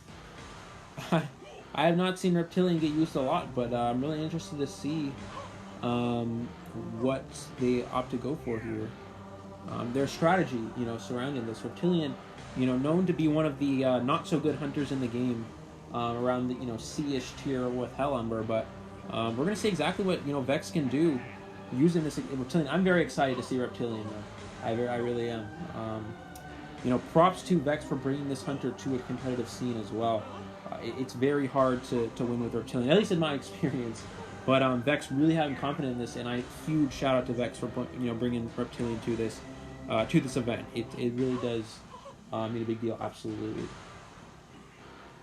But again, you never know. Reptilian, has good map control. If you can get that quick down, it's not much of a problem after that. Reptilian's got pretty good camp, pretty good map presence. You can get around the map quickly with those jumps. So I'm really excited to see what Vex is able to do here with this reptilian. Again, the trait as well. A lot of reptilians have been using peepers over blink, but I'm interested to see what Vex opts to use here. I cheer for the reptilian. It is exciting to see reptilian for sure. You do see that wonderful bone flute skin as well, and it looks like Vex spawning in that what we call garbage corner. Kind of not a very good spawn area. That is 3 pallet near Moongate. Apologies for that. He's going to transition over to Shack, immediately finding the forward. Don't expect him to spend a lot of time on this board. Looking at this build, this is a trump card detention build, and is using those peepers as well. He's going to drop a peeper on the Shack Cypher. This is going to force the forward to remove it before he can go back and decode that Cypher machine. And it looks like he does locate the Seer. This is a pretty good find for him, and he may be able to get that quick hit. Good jump from Vex here. The Seer is going to take that hit with the Owl, but a good job from Vex immediately jumping on top of that Seer there, getting that hit. He also has his dash back online already, so expect to see that from him here. Or not his dash, his jump rather. And he's going to be able to use it right here. Falls right on the Seer, gets the hit. Excellent. This is excellent gameplay from the Reptilian. He now has his presence online and that lethal crash ability. I mean, Vex is playing this absolutely perfectly. He's going to be able to jump on top of this Seer yet again here. Again, not using that blink is going to be difficult. You would be able to blink him further down, but expect Seer to be knocked down at this point. There's not much you can do. He found the Mechanic Doll as well. And it looks like Vex is going to, the Seer is going to transition away, but Vex has that lethal crash ability online. And it looks like he's going to get the down. Yeah, he's going to get the down on the Seer. That is a very good job from Vex, using that Reptilian to his advantage, getting that down there. That is a very good play. It is hard to play Reptilian. It is hard to get down to Reptilian, but did a very good job there. We're going to see the Reptilian transition over towards, this shack area, dropping the Peeper there, and this is just going to slow down the decoding progress. We're going to see the forward most likely coming for the rescue. That is the case. Vex doing a very good job of cutting him off. Forward's going to dash over to the side. We'll see if he can land this lethal crash to get that double hit. And it looks like that's the case. He's going to drop that crash down. Does miss the forward, though. We'll see if he gets the Terror Shock. Oh, he gets the Terror Shock on the forward. That is huge. Stuffing the rescue. That is a huge shift in this game. An excellent play from the Reptilian. That's going to be very hard to come back from. There are now 2 people injured. The mechanics decoding is significantly decreased at this time. And the Seer is now rescued after the halfway mark. This is going to be very tough. Expect him to... No, he's just going to go... He's going to tunnel down the Seer. Uses that lethal crash there. Unable to hit anyone, but you should see him get the Seer down quickly here. We'll see if the Seer can get another Owl, though. He's been kiting for a pretty good amount of time, so expect him to have another Owl by now. No, he didn't have one. He's unable to get another Owl. The Seer is now dead on the rocket share. The forward is down. He's not decoding. The mechanics decoding speed is significantly decreased. This is incredible gameplay. I've never seen anyone play Reptilian to this, but to this ability. This is incredible. And that Terror Shock, that made the difference in this game, 100%. Able to stuff that rescue. We'll see if he can locate the Mechanics Doll. He has Tinnitus, knows it's nearby. Oh, and he's able to find the doll. He knows. He's going to kill the doll. He's going to find the location on the Mechanic. Guys, keep in mind, there are 4 Cypher Machines remaining. The forward is injured. Already used... he has not used Tide Turner because he was stuffed, but he is injured, unable to go in for a save until he gets healed. The Mechanic is healing him. And we'll see if he can find anyone. But guys, no one is decoding. There is nobody decoding right now, so this is putting the Reptilian in an excellent position. We'll see what he can do, though. So 1 person already dead, 4 Cypher Machines still remaining. It's going to be so hard for these survivors to come back, and I think he has found the Mechanic here. Yeah, he's locked onto the Mechanic's trail. He's going to chase. This is perfect for him. He's found the decoding character. He's going to be able to most likely get him, get them down quickly here. Uses that jump, uses that crash. Good job from the Mechanic dodging that, though. Goes for that swing there. Unable to get the hit, though. Throws that pallet down. And the Mechanic's going to transition over to this other pallet here. Does have his ability back online yet again. Goes for the crash, breaking that pallet. He's going to be able to get the hit on the Mechanic here. Oh, no. Good job. Mechanic using that doll. Had a little bit left to body block that hit. Something to keep in mind, though, Vex hasn't landed any lethal crashes yet. You want to land those hits as much as those body slams. Oh, good play from the Mechanic, doubling back, getting that pallet stun. Expecting to use that jump here. He's going to throw people down on the Cypher. It looks like he's just going to transition away from the Mechanic. Acknowledges that he can find... The Mechanic is almost useless at that point. Her decoding will be significantly decreased. I think what he wants to do is find this Perfumer, but the problem is he's having a hard time finding survivors right now. These survivors are rotating very well. And he did have such a... Vex had such a great start with that Reptilian, but as of right now, struggling to get down. Struggling to get these survivors down. This Mechanic kiting very well. Crockpot, we saw kite that Feaster very well in the first round, and is doing a very good job right now containing this Reptilian. And you see the downsides to playing Evo Reptilian, a hunter with not very good chase, it's kind of having an impact here. Looks like he will be able to get the hit, though. Ideally... No, good job. Good juke from the Mechanic. Good job from the Mechanic, avoiding all these hits so far.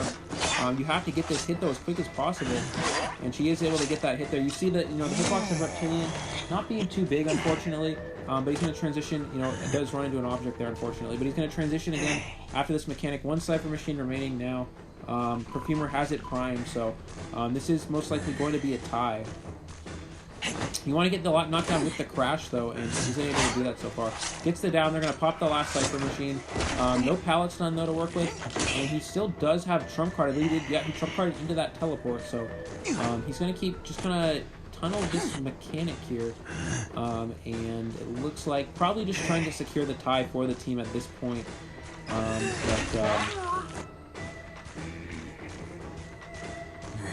You do see the forward at this point opening the extra gate. Both the Perfumer and forward are going to be able to make an escape now.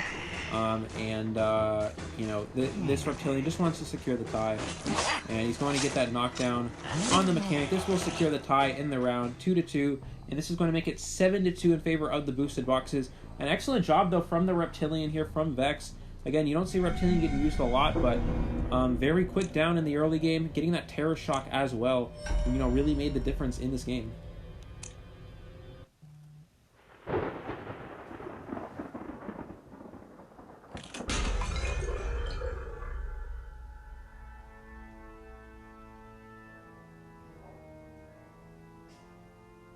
That was a good match. Yeah, absolutely. That was a very fun match for sure.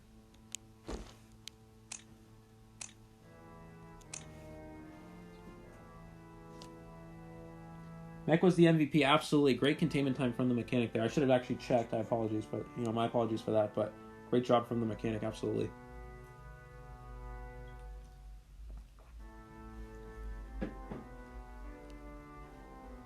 So that will make the score 7-2 at this point, guys. Again, apologies for the Omelet Arcade notifications. I'm really trying to figure out how to get those off, but I'll have someone help me get them turned off by tomorrow for the finals, so you guys won't have to worry about that.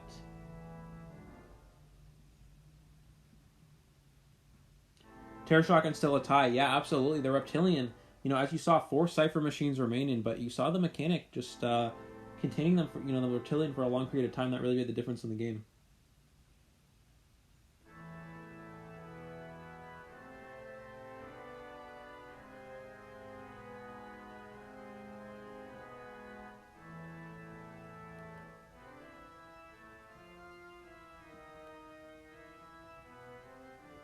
I would like to see a Dream Match too. That would be quite fun for sure.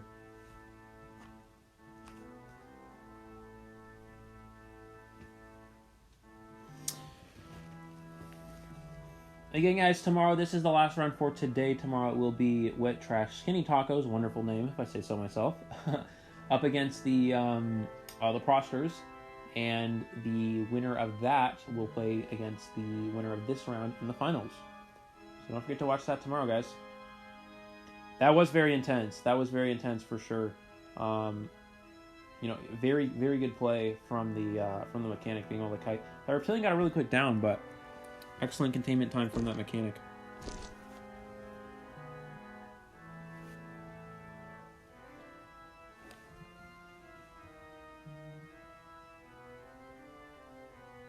What happened? It was a tie. It was a tie. So it is currently 7-2 in favor of the boosted boxes at this time.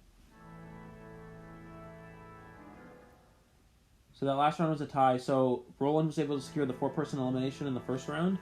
And the boosted box... Oh, we're going on to the next round here. And the boosted boxes were able to secure a tie against the Reptilian. Of course, I want to watch tomorrow. Okay, great, great. Wonderful. Thank you guys so much for all your support as well on this. The tournament organizers, Aiko and Eddie, put a lot of work into this. So... all you guys supporting.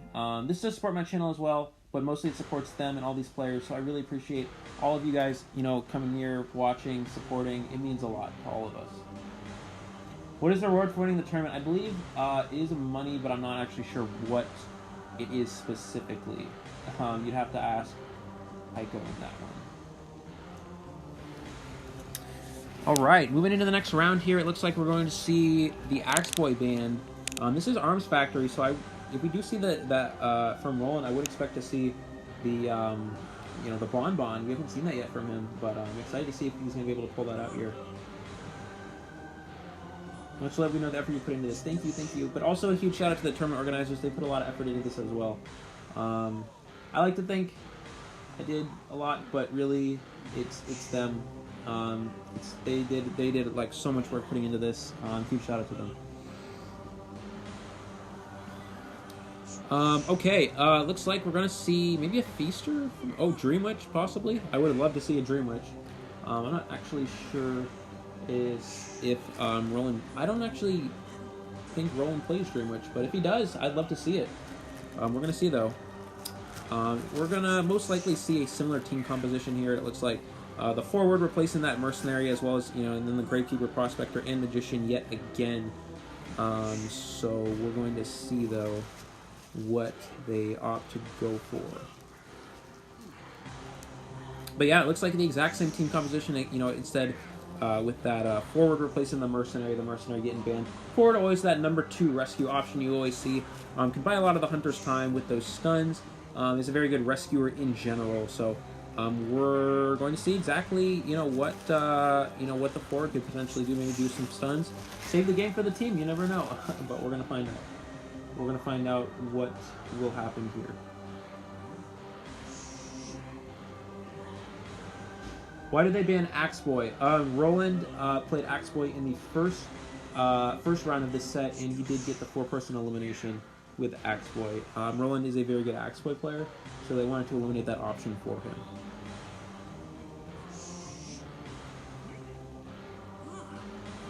It is Arms Factory as well. Axe Boy is fairly strong in Arms Factory.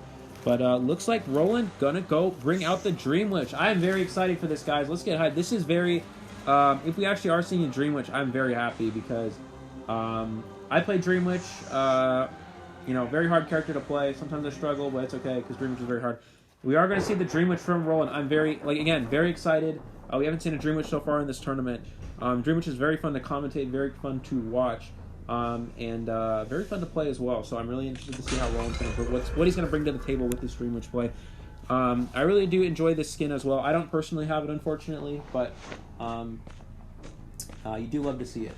And Dream Witch, again, a very strong hunter on Arms Factory. So we're going to see exactly what Roland's going to go for. He's going to transition over towards, looks like this Big Rock area. Going to go ahead and target down the Prospector right away here. I'm actually interested to see what his trait is. I think it's Patroller. Yeah, it is Patroller.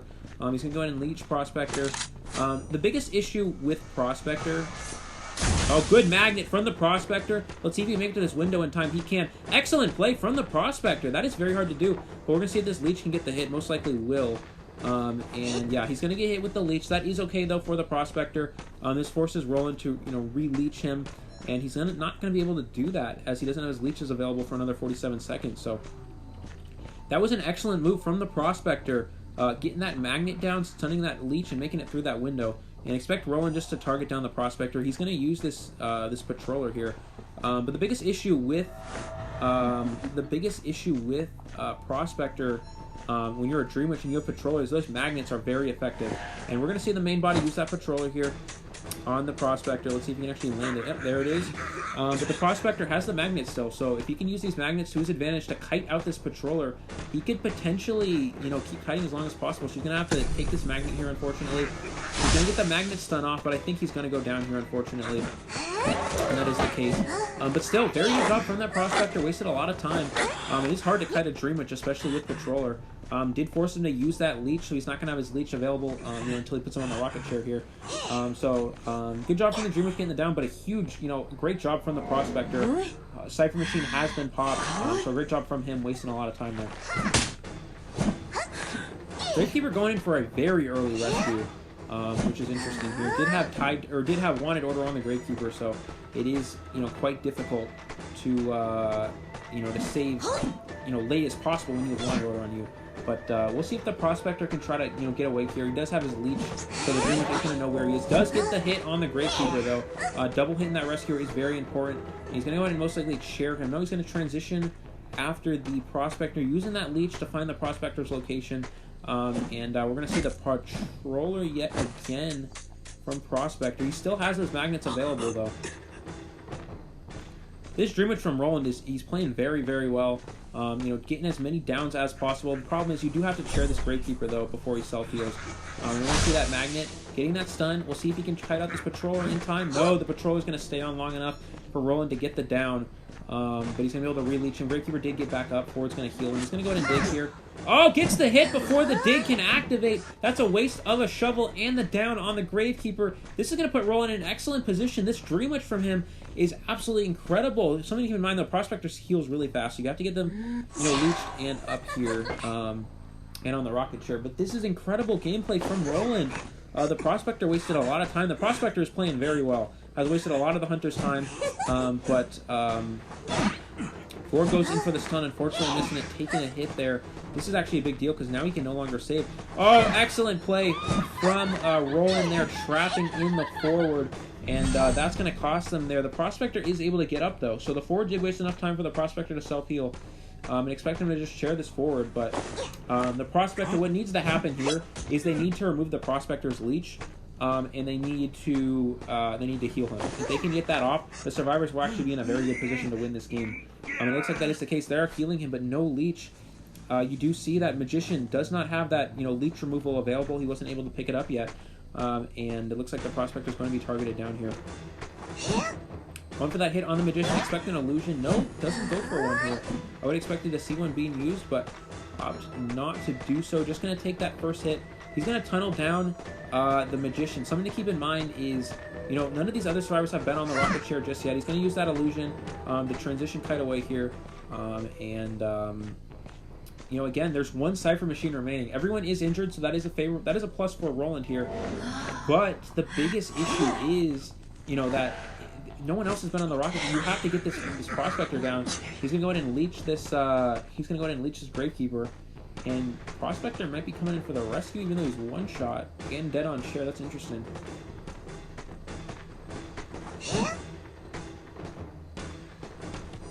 I think at this point you just kind of give up on the rescue, and I think the Survivors, they've acknowledged this. They're like, there's no point in going for the rescue here. But something to keep in mind, you have to start removing leeches. The Magician does have a leech remover, but there are 2 leeches in play. This is going to be very hard to deal with. And he has switched into Blink here. He's going to get the down on the Prospector. And it's going to be very hard for the Survivors to win. He's going to pull this leech over to here. He's going to... Oh, looks like he's going to target down the Gravekeeper. Gets the Blink. 2 people down. I think the Magician's going to go down as well. This should secure a 4-person elimination. You do have to pick out all these players first. But some of them still can self-heal. But I think the Gravekeeper can self-heal. I think the Prospector's out, though. You should expect him just to reach this Prospector, share the Prospector. No, they're just going to surrender. That is the 4-person elimination. You saw excellent job from the Prospector, buying a lot of the Dream Witch's time in the early game, but the Dream Witch, Roland playing very, very well there. Able to control the Cypher Rush as much as possible, injure each one of those Survivors, making them one-shot so they couldn't rescue, and that really did make the difference, in this game. Great job. You do see Prospector with that 91 containment time. That really did make a difference for the Survivors, but ultimately Roland able to secure the 4-person elimination. A great job from him there.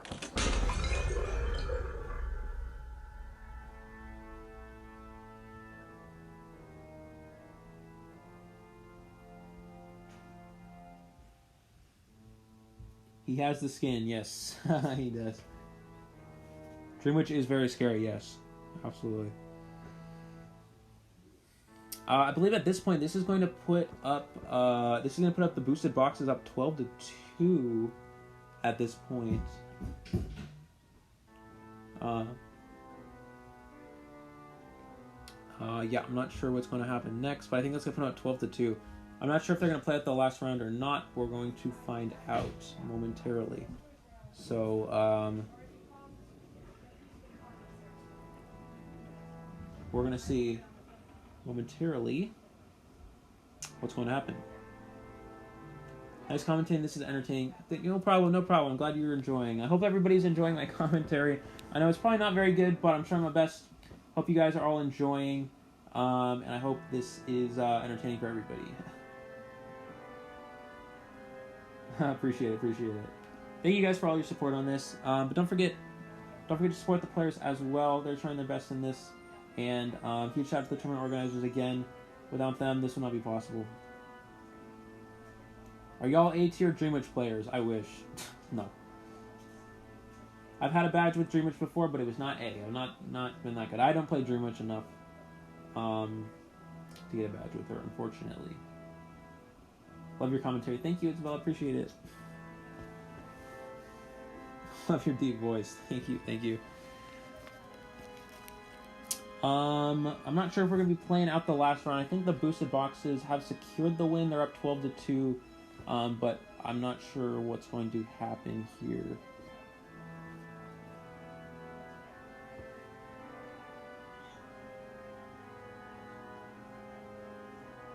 Let me just confirm that.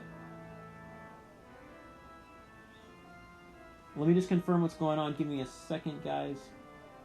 He said, no problem, no problem.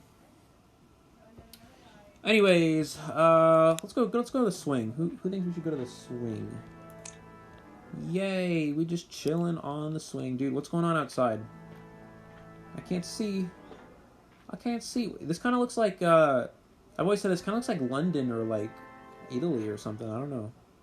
It looks kind of like the streets of London in a way, doesn't it? It's pretty cool. I really like this room. I really enjoy it. You guys should get this. I'm telling you, it's cool. Anyways, guys, thank you for your patience. We should be getting the next round on... Oh, it is over for now, looks like. Alright, that is going to be the win. 1 second.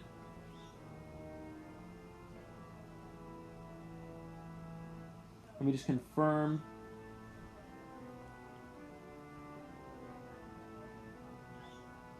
Okay, cool. Alright guys, that is going to be it. That is actually the win for the boosted boxes. They have 12-2 score, and the survivors, even with a 4-person escape, or a 4-person elimination from the hunter, they would not be able to come back. It would only put them at 12-7. So that is going to wrap it up for this round and for the stream for today. That is the win for the boosted boxes. So tomorrow we're going to have the Wet Trash Skinny Tacos, lovely name, versus the Prosters. The winner of that will play against the boosted boxes in the finals of the tournament. So, you want me to go upstairs? I'll go upstairs real quick. But yeah, that's going to be wrapping up for the tournament stream for today. We will begin tomorrow at 6 p.m. Eastern Time, I believe. This is the upstairs. I need to get more furniture in here. It's bad. But yeah, that's going to be it for the stream for today. Don't forget to check out the IDV Studio Discord, guys. Link is in the video description below. And I hope to see you guys all back here tomorrow.